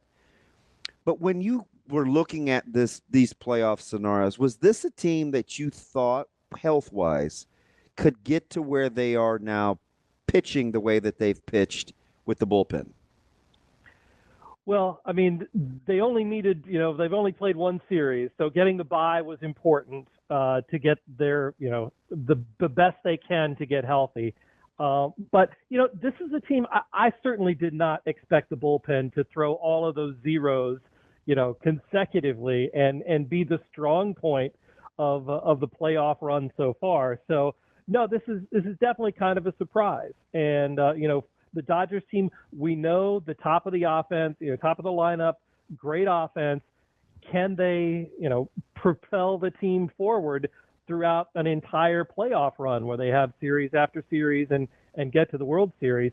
I think that is possible. And especially with the way that the pitching staff had been pitching. Now, you got that bullpen game. I think the Dodgers would be fine, if you asked them before the series, if you could have a game that you're definitely designated as a bullpen game in Game 2, and you leave home and go to New York with a 1-1 split, I think they'd be fine with that, really. Just try and win a game in New York and then come back and finish off the series. So, yeah, this is a team that certainly has the talent to be able to do what they need to do to get past the Mets and get to the World Series. So while the extent of the success of the bullpen has been a surprise, I don't think their overall success has been. Okay, so full disclosure, going into the playoffs, there are a couple teams I didn't want to play. And And I was telling our listening audience, it's primarily because I think watching these guys as often as I do, I don't always love their fundamentals, and especially situationally, but they've been able to play a little bit of small ball as they've got the top part of their lineup going, which has surprised me a little bit, right? Like bunting guys over and then getting key base hits. And so I'm like, oh, that's nice. How sustainable, or how much is it undersold that Dave Roberts, who's off maligned, is willing to do that to get by in the short term? No, I think that's very important. And, Dave Roberts gets a lot of flack because of the Dodgers' postseason failures.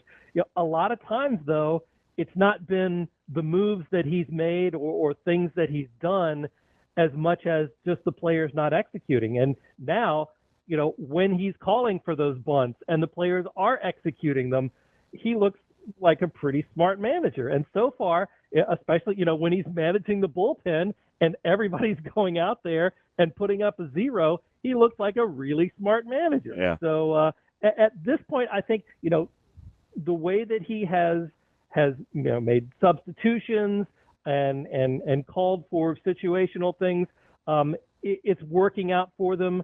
And I think Dave Roberts is a very good manager. So maybe this is the year for the Dodger fans out there where things actually do come together in the postseason. It's the only reason, Steve, that I picked them to win the World Series, because for 65 games, I was Padres all the way to represent the NL. And right before the playoffs started, I said, you know what?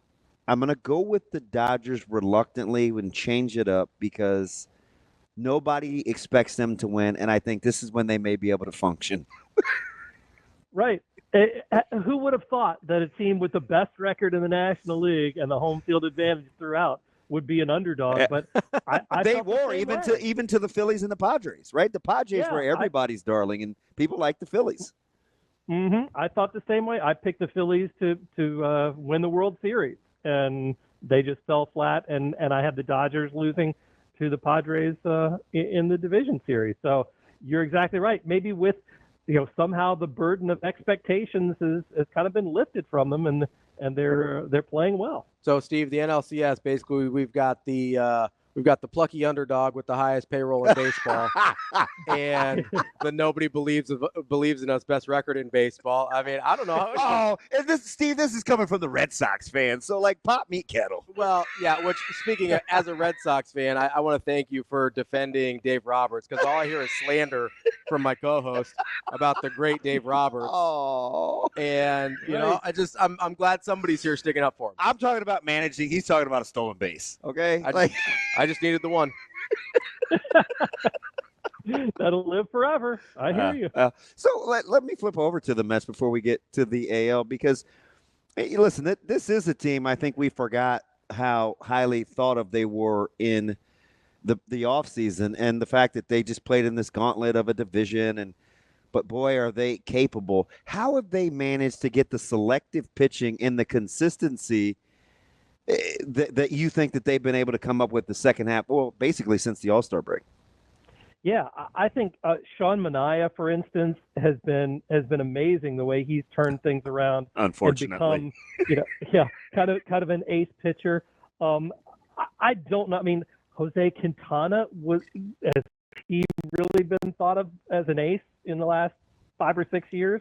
Yeah. Not really. I mean, this is a team that somehow has managed to piece things together. I still can't figure out, how that starting rotation is going to continue to have the success that it has. But Luis Severino, I don't know. This is a team. All credit in the world to the Mets and Francisco Lindor too. I mean, we've seen him star in the playoffs, but you just think back to the beginning of the year in March and April and May, he still wasn't embraced by the New York Mets fans, and he's turned into be obviously one of the best players in the game, maybe the second best player in the National League to Shohei Ohtani, and he's shown it here in the postseason. Steve, let's flip over to the American League side of things. Obviously, the Yankees get the first game yesterday. How do you feel about the Guardians' chances heading into Game 2 today? I think they have a shot. Tanner Bybee has been their best pitcher, so and that's been the key for them. Just getting starting pitching to be solid, get to the bullpen where they have the best bullpen in baseball, and make it a low-scoring game. I think that's the path to victory for Cleveland today and in this series if they expect to get past the Yankees. But I certainly think they have a shot.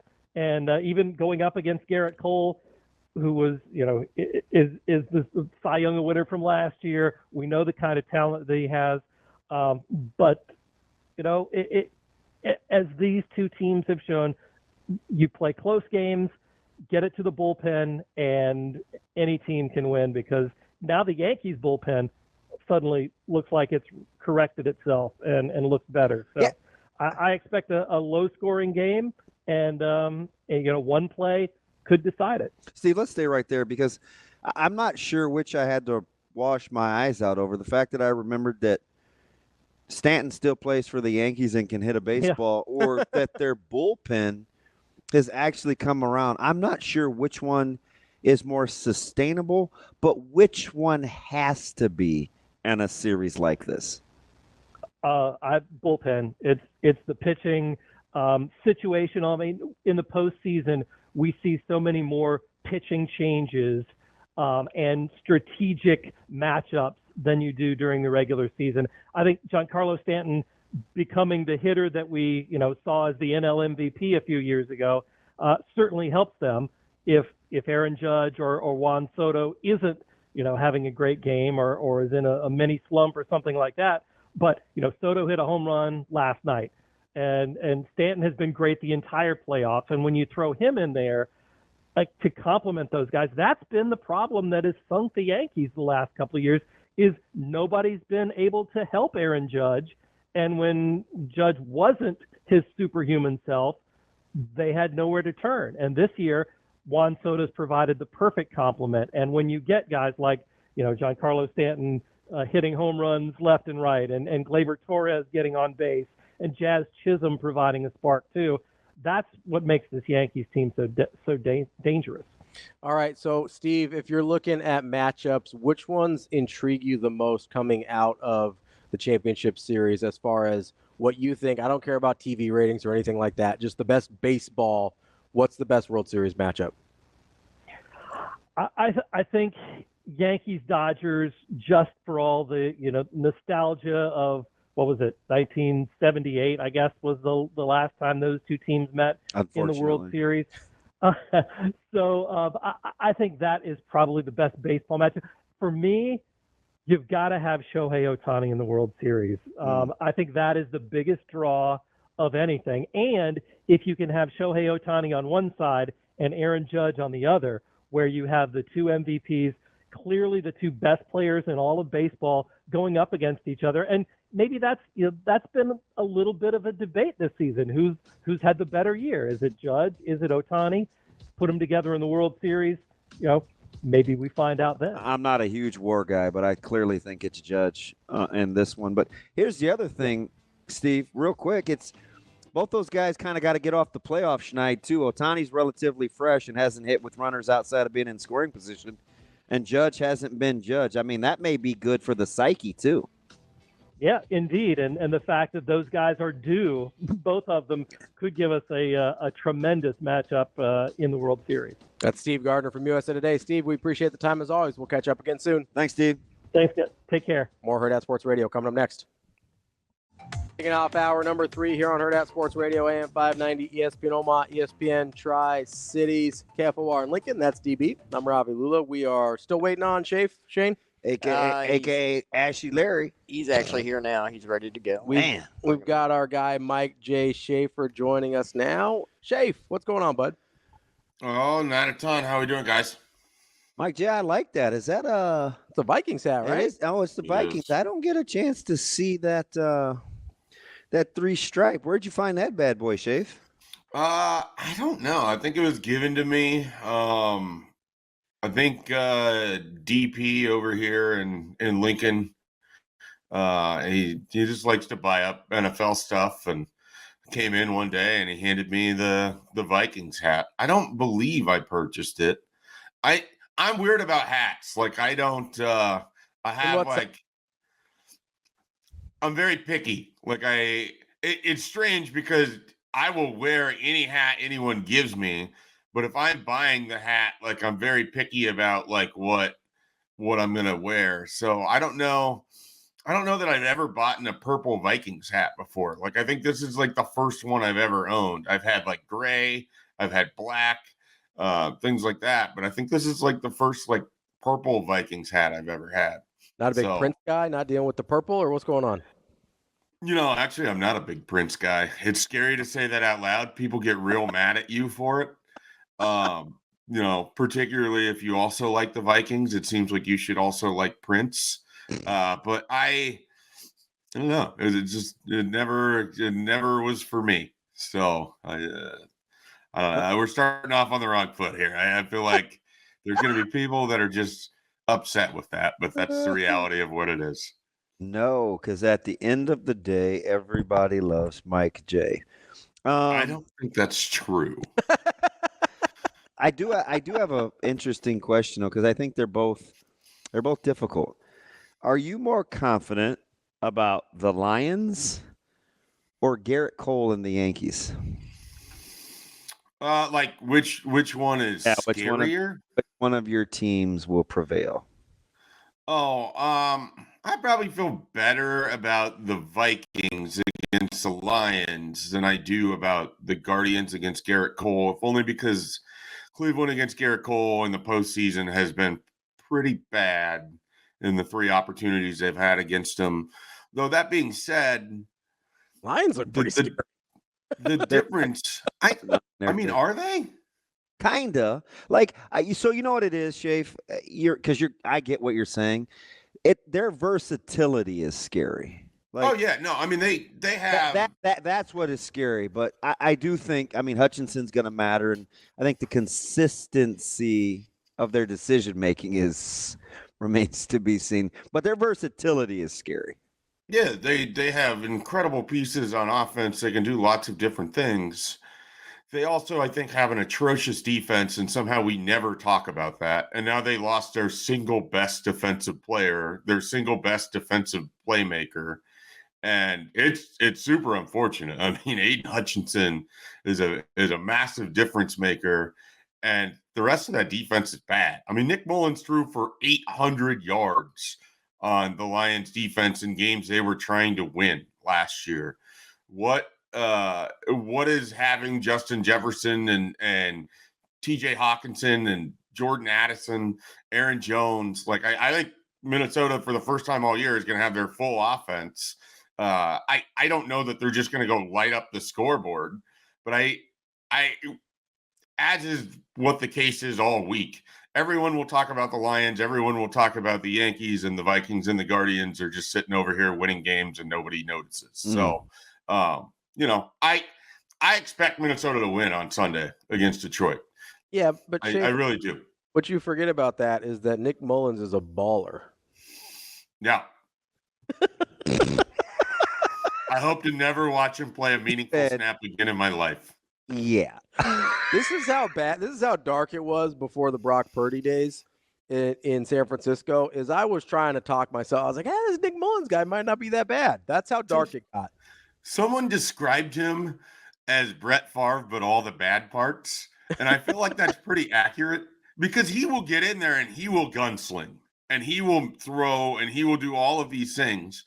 But he is the only man that I have ever watched throw an interception to a defensive tackle while both players were nearly on the ground. It legitimately happened last year against Cincinnati. He is falling to the ground, trying to throw the ball away, and he Will Levises it right to the defensive tackle 2 feet away. Boy, how bad are they regretting that decision? Yeah. Hey, Mike J., let's fast forward to Bloomington. Do you want to ask him your coaching question?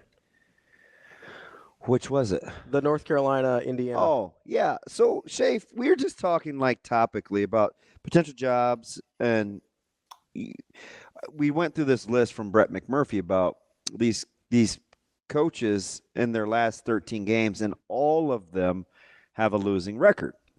So it was Mac Brown, Sonny Dykes, Hugh Freeze, Lance Leipold, Napier, Lincoln Riley, Deion Sanders, Scott Satterfield, and Mark Stoops.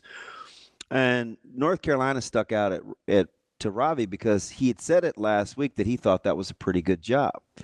And on the heels of Indiana this week, is it an advantage or a disadvantage to be good at football in the perceived basketball school? Sometimes we talk about it the other way around. What about this way for you? I don't know that it's a disadvantage, but it does seem it's more likely to be a football school that has a basketball program that is good than to be a basketball school that has a football program that's consistently good. Like you'll see, Auburn with Bruce Pearl is kind of what I'm thinking about. Yeah, they'll be preseason top 5 this year. Bama. What was it? Florida in the early 2000s, you don't think of them as a basketball program, but they won 2 titles, right? Yeah, Bama, Nate Oates. Yep. And so I think it's a little bit I'm struggling to come up with like the basketball, because UCLA is that, right? Like UCLA is a basketball school to me. Sometimes their fan base may tell you they're not sure if they're either. Well, I don't even know if UCLA is an athletic school sometimes. Like you think about where they sit in the country and the history of that athletic program, and then you're like, well, they should be good at baseball, right? And then they should be good at volleyball, right? They should be good at basketball, right? Tiger Campbell, my guy Tiger Campbell, had him playing pretty well for a couple of years, but I just paid, by the way. That is we're way off the topic here. UCLA is an athletic program that I think will benefit greatly from the Big Ten money. But I'm fascinated like where they're going to get good at or where they're going to be competitive at besides basketball, because their football looks terrible. Absolutely terrible. And I kind of asked because I wonder if Cignetti came along right at the right time, because Indiana basketball isn't very good. Now, they will be this year, allegedly. Probably. With that, they will be this year. Weren't they going to be really good last year? Yeah, I mean, aren't they supposed to be good most years?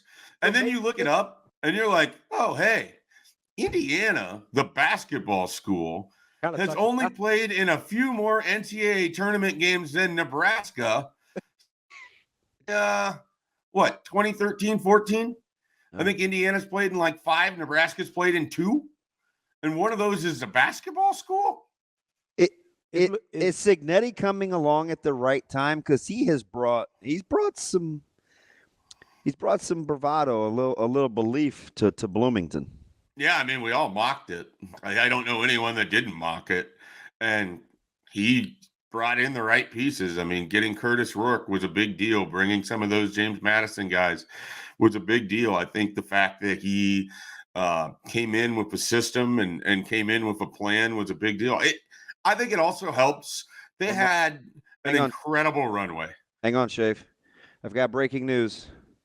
Davante Adams will be traded to the Jets. Okay. Going to say that. Davante Adams will be traded to the Jets. Well, hopefully he runs the right routes, because apparently it was Mike Williams' fault that Aaron Rodgers underthrew it by 20 yards last night. Incredible how fast that happened. I'm sorry. Isn't the only route that Aaron Rodgers really needs anyone to run is everybody just go to the end zone and heaves it up and the guy comes down with it? Yeah, so I told him it is so remarkable. He did that against Detroit. Was it Thanksgiving or? Yeah. He did it against Detroit or Monday. It was a big game. Yeah. And I'm like, I feel like I've seen this before. Yeah. Well, he's done it. This is the 4th or 5th time in his career he threw a Hail Mary. How about that, Ravi? Yeah, he is. He's uncanny in his ability to throw Hail Marys. It's weird. So I mean, all the credit to him. It's more difficult, whatever reason, between the 20s. But if he can just heave it up to the end zone, this guy comes down with it. You do that once or twice a year. As long as he knows what routes his receiver. Why are the Jets trading future pieces for Davante Adams? That's what I was just going to say. Because their owner's an idiot. That's what I was just going to say. So, I guess he helps you in the red zone, but because their owner's an idiot and is doing whatever Aaron Rodgers wants him to do. That's the answer. I wonder what up. do they have a path to the playoffs? Like, they needed to win last night to really give themselves an opportunity to win the division, I think. Yeah, because the wild card isn't coming out of there. So you're right. And they're a better team than I thought they were. You know, I was lamenting how bad Minnesota looked in parts of that game in London, but watching them on Monday night, I actually did come away with a begrudging level of respect of what the Jets are, but I don't know that they're a playoff team. I feel like they're in that kind of awful spot to be for your NFL team where you're like the 9th to 11th best team in your conference, where you're good enough to threaten any of the teams in front of you, but bad enough to lose to all of the teams behind you, and you finish right in the mediocrity zone. It's a weird trade for the Jets. Just a weird one. On top, they're freaking old. Yeah. Yeah. Well, and adding Davante Adams is going to help. Youth movement at the wide receiver core. Hey, Schaefer, let me go back to something here in Indiana, because we've been having these discussions about points on the field and left on the field, and I started this a couple of weeks ago that as Nebraska gets more mature, that number will come down, and that spurred Ravi to get into analytics and Moneyball and expected points and all of this stuff, right? And I say all that to say, do you think is there a certain amount or different pressure on Nebraska as they go on the road, if you feel like you've left points on the field and you're not sure on your kicking game? Is that something that you could see manifesting itself in Bloomington as you look at this matchup on Saturday? Absolutely. I mean, I don't know that Nebraska is playing with a ton of confidence on offense because they're constantly in this like, okay, so it's 3rd and 6 and we're at the 27 going in to score. I mean, do we get aggressive here? Do we just need to get some of those yards because we got to go for it on 4th down because we can't kick the 44-yard field goal? You know, should Dylan be throwing to the end zone? Should he be just trying to get the 1st down? Like, what's the play call on that? They're in a really weird spot. And I'm not trying to make excuses for what they are because they put themselves in this position. They selected their roster. These are the pieces they have. This is where you're at. You're now, 8 weeks into the season. No one's going to feel bad for you. Figure it out. You got to win games. But I do think that makes it difficult as a play caller. I think it makes it difficult for Dylan Raiola. He's got to assess it all real time. How aggressive can I be? How loose can I, it's a tight window, but I know I can get the ball there. Do I do that? Or do I just have to go find the safer play because we might need to go for it on 4th down, and 4th and 2 is better than 4th and 6. So it's just, and then the other hidden part of this whole season that's been weird for me to kind of put together, you don't have a quarterback run game.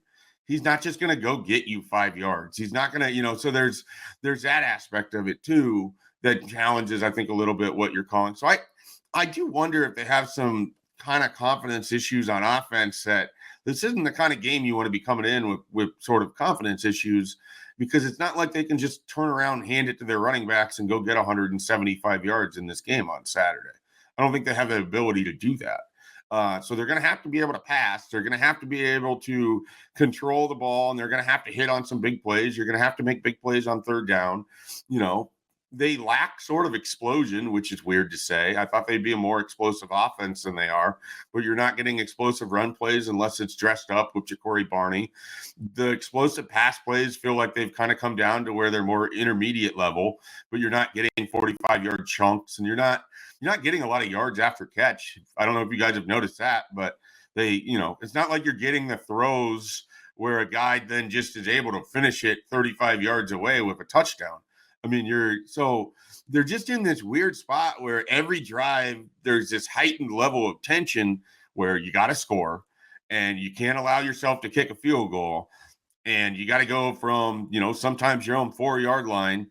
You got to go get that touch. It's just a lot of pressure, and I don't know that the confidence is at an all-time high, especially coming off of that Rutgers game. I think the bye week was big mentally as much as it was physically. They get a chance to reset, put together new ideas, and put together sort of a game plan to go after this Indiana team. I think they were a little burned out mentally. I really do, because there's been a lot of pressure that maybe we haven't done a good job of assessing that was there on this. Yeah, like you mean the every week referendum pressure? Or? Well, that's just where we are with college football. I mean, I don't even think that's and you know what's funny about that, Mike J? is this should be the year that it's lax, because it truly is week to week. Like, there should be no definitive judgments made after one game, because clearly, Yeah, we've seen everybody go through it. everybody go through this. Right. But I just think, and this isn't like a Nebraska fan thing. I just think this is where we are kind of with sports. I mean, we do this with the NFL, and it's the dumbest league to do it with, because the playoffs, when they come around, that truly is, win and go on and lose and go home. Like, that's when your referendums start. It doesn't matter if a team loses a game in week 5 in the NFL. It does, and so in college football, where you have an expanded playoff, we shouldn't be as upset when a team drops a game, or we shouldn't be spending so much time like, oh, the SEC looks like this and the Big Ten looks like this. I mean, it's week 8. Like, there's still so much season left. Nebraska had 6 games remaining of varying levels of difficulty, and I expect that they're going to win several of these. And I don't know that it needs to be treated as euphoric when they do, but if they go win on Saturday, like, what's the reaction going to be from people? Is it going to be, all right, this Nebraska team is definitely going in the right direction, huge win on the road against a ranked team? Or are we going to get, and this is what we've seen so far this year, well, they played Indiana and they beat Indiana, even though we built up Indiana to be this behemoth, but then you don't get the credit for actually beating them. I mean, we did that with Rutgers. Rutgers was supposed to be this great team, but now Rutgers is trash. Did you see what they did to Wisconsin? Nebraska couldn't do that. Oh, my favorite is after Illinois, and Illinois goes, it's like, oh, it's Illinois. Yeah. And again, then I they go don't to think Penn this State, is a and it's Nebraska like, oh, they fan lost thing. a close game, and then it's like, well, how did Illinois give up 49 to Purdue? They must not. I'm like, just stop. Like, it's almost impossible to be right. Well, I just, and again, it's not a Nebraska fan thing. I just think, like, we live in a very immediate reaction society. All of us participate in this. We all have our corners of what we do in the sports media, and we put our reactions and everything out there. And it has just become, instead of allowing the season to build upon itself, it has become, this is where we are this week. How are we feeling about it? How's it look for next week? Everything going to be okay? Oh no, they lost a game. Oh no, the defense doesn't look good this time. Like, and it bleeds over into the immediate moments of a game too. It's hard to watch sports this way. I mean, it really is. And I'm guilty of it too. I do it with the Vikings. I mean, every time they're up 17-0 and then the game finishes 23-17, and I'm over here like, man, they blew. This should have been a blowout, blah, blah, blah. But I think that's just the nature of how we intake sports because of the way the media and everything has evolved. I mean, I think we're all participating in immediate reaction, and the immediate reaction is always emotional. It's always swift. And very rarely are you taking the deep breath to be like, okay, these are the important 5 things that came out of it. Schaefer, if you had to pick a unit that you want to play well on Saturday because you feel it leads most to a win, who is it? Defense. Agree. Because if that defensive line is as good as I think they are, I think they take control of that game and they make Indiana play a version of football they haven't had to play all year. They haven't been put in a physical game like that all season. They've been able to dictate terms. They've been able to get out to leads. They've been able to play their style of football. They put people on ice skates. If Nebraska's and that's what Nebraska did to Colorado. And I know Indiana isn't Colorado. There's differences in what they do and who the personnel are. And there's a big difference between Bloomington and Lincoln and what that environment's going to be like. But your defensive line, your defensive line can set the tone of games. And I think Nebraska's got a defensive line that can do that. And if they come out and they play well on Saturday, the rest of the pieces will fall into place for that defense. And Indiana will have pressure they haven't faced all year. How do they react to that? Maybe it spirals a little bit out of control. What does a game look like for Indiana if they have to come from behind in the second half? What does a game look like for Indiana if it's not just a bunch of easy run plays early and then throws all over the field? I mean, so if Nebraska's defensive line, and I'll go further than just picking a side of the ball, give me that unit. If that unit plays well on Saturday, Nebraska will win that game. Man, after my heart, I said this is Nebraska's D-line. against Indiana's O-line on Monday. Schaefer, let's. I want to return to a question that we've kind of been asking throughout the day, and we had an Indiana guy on earlier. We asked this too, but do you think the late scoring that Coach Rule brought up with Indiana, it's 80 points in the fourth quarter, it's 52 of those in the fourth quarter of the Power 5 games that they've played in Northwestern, Indiana, and UCLA, or Illinois, or Maryland. I'm sorry. And do you look at that and say, hey, that's a team that finishes strong, or that's a team that piles on? I don't know that I look at it one way or the other. I mean, they're all sort of, unique context for any of them. It's not like against Northwestern, they were bringing their bench in when they were up by 10 points. So it made sense for them. The play goes how it goes and you get a touchdown. I don't know what to make of it. I think that they have an ability to, against inferior opponents, distance themselves that maybe makes the overall score, in the parlance of one Michael Bruns, scroll better. But I don't know that it's I certainly didn't think they were 17 points better than Northwestern team. I didn't think that game was a 17-point. I think it was a 17-point difference in that score. But they were able to pull away late. I think some of that has to do with who they played. I mean, I don't want to take things away from Indiana, but they haven't really played good football teams. So they've done what you expect teams to do, and they played their starters deep into games. Mm-hmm. It's not like they're not pulling Curtis Rourke when they're winning 77-0 or whatever. He's right. That's what Ken Bikoff said too. He's like, their starters play late. Like he felt like it was a reflection of their coach staying on the gas. Well, I think they want to, they have to build their program how they want to build their program. Yep. And so their idea is, hey, we want you to have this confidence at all parts of the game. We want you to bury somebody. We want you to have that feeling. Like I think that's what Indiana wants to try to build in their program, because they've been kind of beaten down over the years.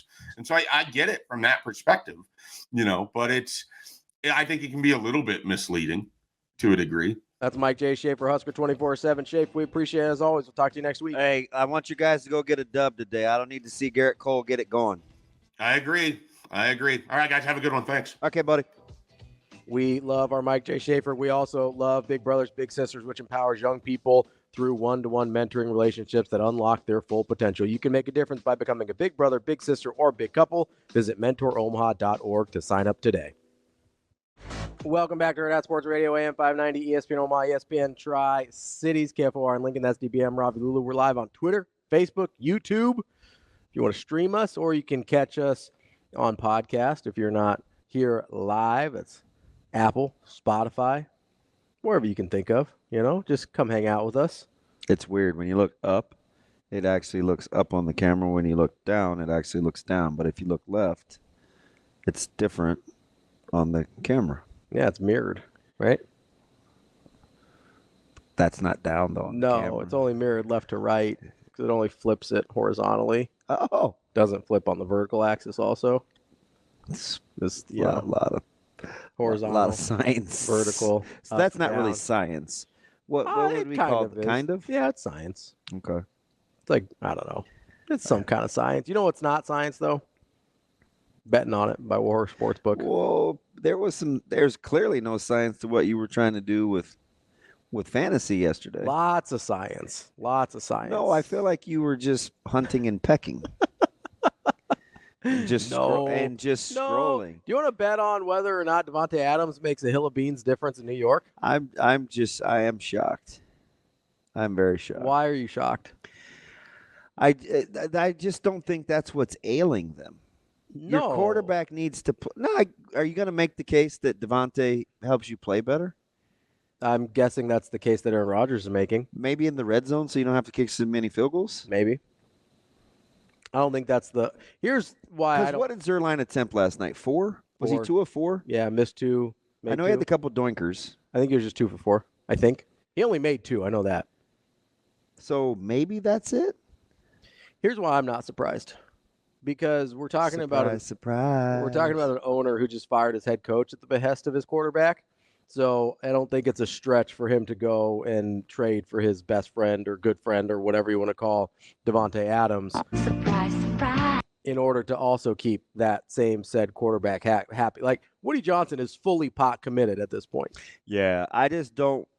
So I'm going to need you to just not pile on Aaron Rodgers for the moment and think about this objectively. Can I pile on Woody? Can I pile on Woody Johnson No, instead? but you could say to me, DB, how am I supposed to separate the two? They're one and the same. Yeah. But I don't know if that's how you feel. I do think that I do believe that. I believe that to be true. Yeah. I think he is. Which is part of the reason why you're coming down on Rodgers so hard. Yes, because I think this is who he is and what he does to your team. I think that's part of the reason I look back at Green Bay and I go, maybe Rodgers was more of a problem than we realized. So what does Milk Toast say, or Jacob Padilla say about that situation? I haven't asked him. I don't think, because I'd be curious. Yeah, I'd be curious because he'll be more objective than I will. He's a fan though. It's true, but he can usually still separate. I think. Yeah, no, I definitely will give you that. The other thing that the reason I'm partially piling on Woody Johnson here is but it also makes it easier that LaFleur appears to be a pretty good coach. Yeah, absolutely. I also think that part of the reason I'm piling on Woody Johnson here is they also just put out word after trading for Davante Adams that they're going to give Hassan Reddick and his representation a window to negotiate trades with other teams. That's the thing that also just came out. Weird. So how badly can you bungle that situation? That is idiotic. Here's my question. Prior to Aaron going to the Jets, did the Jets ever make moves before? I mean, because they're making moves left and right now. No, they're not. Yeah, they are. I mean, firing the coach, getting Davante Adams. I mean, oh yeah, you're trying to trade Hassan Reddick. You're right. He's right. Yeah, compared to before, I mean, at least they're doing something. So I think they're desperate because they know the time is now. The time is now. That is correct. Yeah. How much? How much you paying Sauce Gardner coming up? I also they also have, like I said, they're fully pot committed on this Aaron Rodgers thing. So you're either So you know why I give you pushback? Because I think it's this year or he's out. No, but I mean this year, they have made their bed. I think last year counted as the Aaron Rodgers window. I agree. You're going to hear because this is what our resident Jets fan Mike Sauter is going to tell us is that he's counting next year too. I don't think next year counts. I don't think next year counts. Well, I think it counts in the Jets' minds. I don't think they have a chance. I do think they're going to bring him back again next year. I don't think that makes them any closer to winning the Super Bowl. Listen, if they flame out this year, I don't see how they can. You almost have to now, though, because you've gutted everything else. I don't know what to do. I don't know what the terms of the contract looks like either for Adams. Like, how pot committed are they? I don't know, but they're trading away assets. And they traded away assets for Hassan Reddick. They traded away assets for Davante Adams. You don't have a quarterback. I wonder what you're going to get back with Hassan Reddick. Are you going to be bad enough? Are you going to be bad enough with Aaron Rodgers as your quarterback that you're going to actually get a good enough draft pick to replace the quarterback? Now, they're pretty good already. But there's two teams I could see in the Hassan Reddick sweepstakes. Yeah. I mean, I always wanted to be the 49ers. The Detroit Lions. Always. And the Chicago Bears. Lions make sense. You're looking for another D lineman after Hutchinson goes out. I mean, that makes a lot of sense. And they needed defensive help anyway. I mean, and the Bears are pretty good. Yeah. I think the Bears are pretty good. Defensively, their red zone defense is incredible. Yeah, I mean, those teams, man, the NFC North would be. It's loaded. Yeah. There's nobody I'm like chomping at the bit to go play over there. Not excited about it. You're like, nah, we're cool. No. You guys can stay over there on the NFC side. I mean, they're listen, they're physical. Yeah, they are. You know, they look a lot like the team that hammered Shane's Raiders. Let's. I do want to. No big deal. I do want to go through a few teams here. Two of them are in the NFC North. Why? Because I'd like to bet on who we think right now today is the best team in the NFL. It's Ravi. There's two in the NFC North. Lions and Vikings. They're candidates. So can I get specific with you? Yeah. I probably trust Detroit more. Can I give you my all five candidates? Yes. Lions, Vikings, Texans, Ravens, Chiefs. Texans are out. Okay. They're the fifth. Okay. I will go Minnesota fourth. Okay. You said you trust the Lions the most out of. I'm going to take the Lions third. Okay. The Chiefs second, and the Ravens first. Do you think the Ravens are the best team in football right now? Yeah. Do you trust them going forward the most, So or do you just think they're playing the best everybody gets the caveat, but the Chiefs. Mm-hmm. So because the Chiefs are the only ones that have done it out of that group. Yeah, and they have. It doesn't matter what it looks like for them. They're just going to win. They just win. 100%. Yeah. Like I fully believe. I don't think the Chiefs have looked that good. No, they haven't. Right. But that's the dirty little secret. But they're 5-0.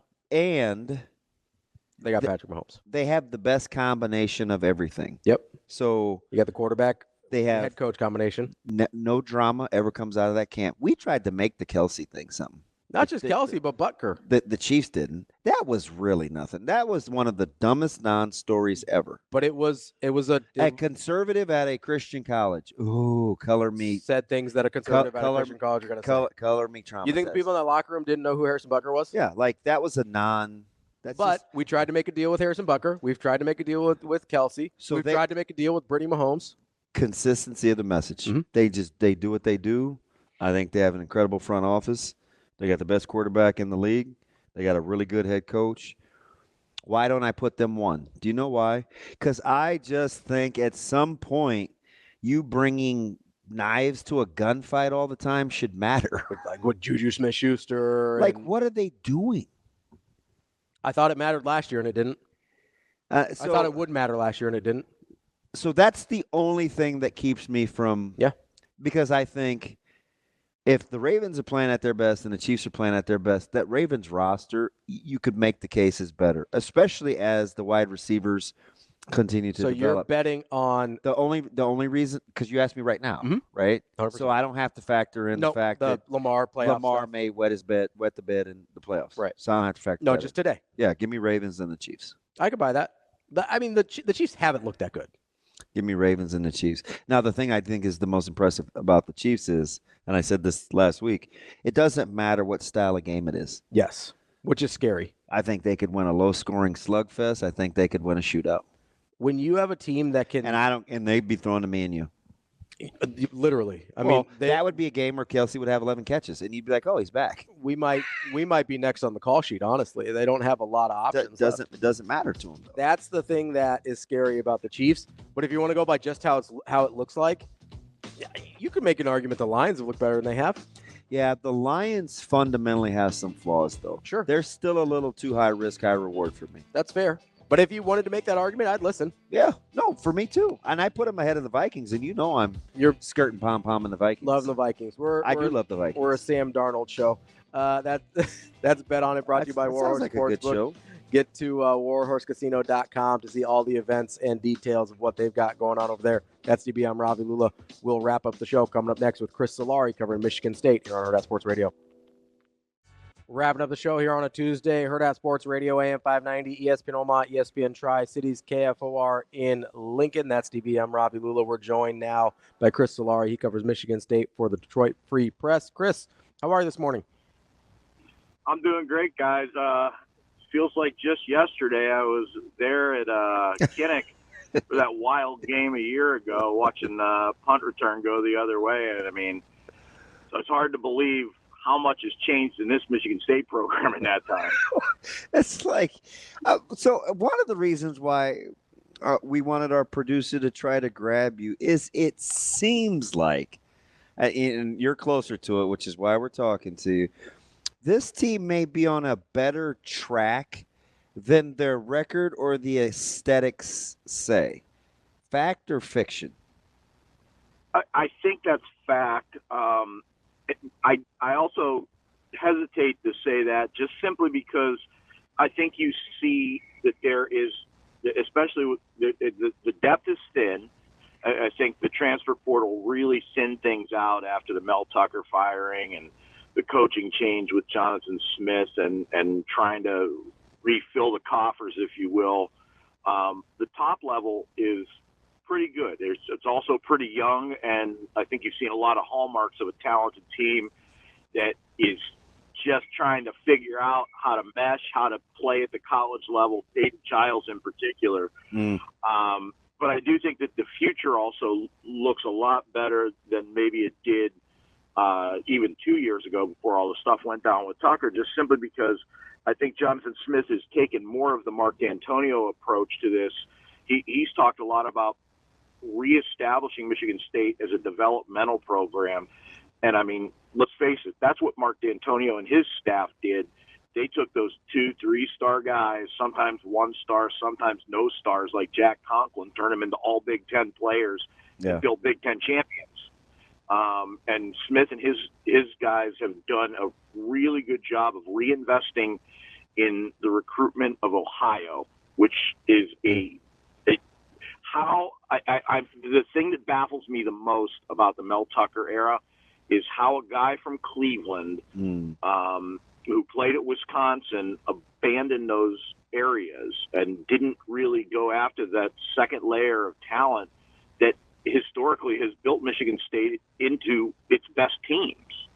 But Smith and his staff recognize that he's got a couple guys from Ohio on there. He's got a couple guys with ties to Wisconsin. He's got a couple guys with ties to other states in the Midwest, like Pittsburgh area. And he for a guy that never coached west or east of the Mississippi, he gets it. And I think he gets a lot of the idea of what Michigan State is from his time at Oregon State, where, as a player, as a coach there, you're, I don't want to say second tier, but you're the second dog to the Ducks up there. Mm-hmm. And you're always fighting with that chip on the shoulder. So I think he's got a lot of that vibe of D'Antonio coming back a little bit. Chris, I hear you talk about being a developmental program. I'm fully aware of Jonathan Smith's track record at Oregon State. Is Michigan State, I guess, both from the athletic department administration and from the fan base, prepared to be patient with this process? I think that they almost have to, and I think in part because the way things went with Tucker, there was, I guess you could kind of say, too much too fast in a way, because he went, after D'Antonio retires in February of 2020, and it was after all the coaches' meetings, right the day before signing day in 2020. So that put Michigan State in a really tough position to hire the next coach. They bring in Tucker. Pandemic happens, 2020, they're really bad, and he just guts the roster. And really, if you want to go back, and I think we're going to look back on this historically, it's really going to be the first test case of the use of the portal as we're seeing it now, weaponized and used to completely overhaul a roster. I mean, Dion took it to the next level at Colorado, but Tucker in that 2021 year really reset Michigan State's roster. And they got the Kenneth Walker year. They went 10-2. They were competing for a Big Ten title, finished top 10. But it wasn't sustainable because it was a one-year bump. With how much you went into the portal, it was a little too much too fast, I think. And it was real bad and it went south in a hurry.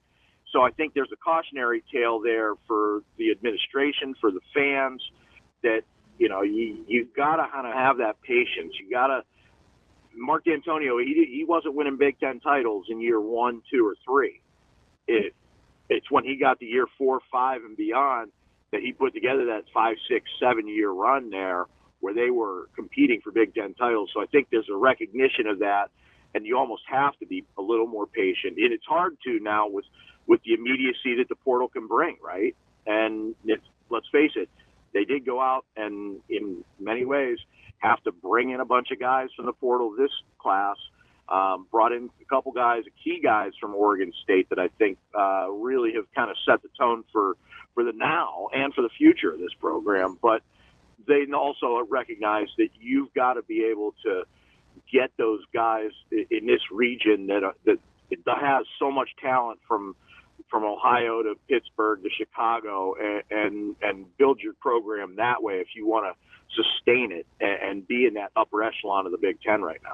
Chris, nobody better to ask a conversation we've been having this morning, and this is on the heels of Nebraska getting ready to play Indiana and football success at a basketball school. You're right there in the thick of it as arguably the greatest debate of football versus basketball school in terms of perception.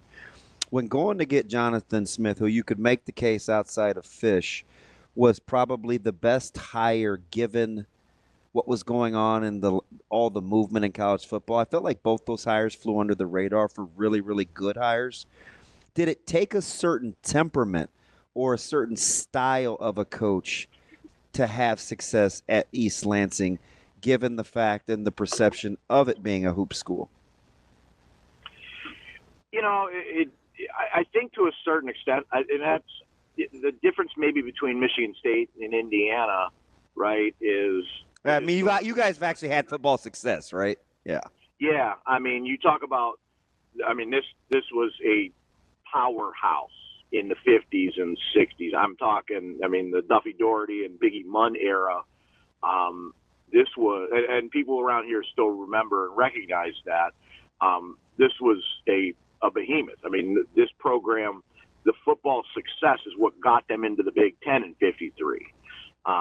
You know, Biggie Munn and the president at the time, John Hanna, banked that football success to finally, after about 50 years, get into the Big Ten with Michigan and Ohio State and all the powers that be.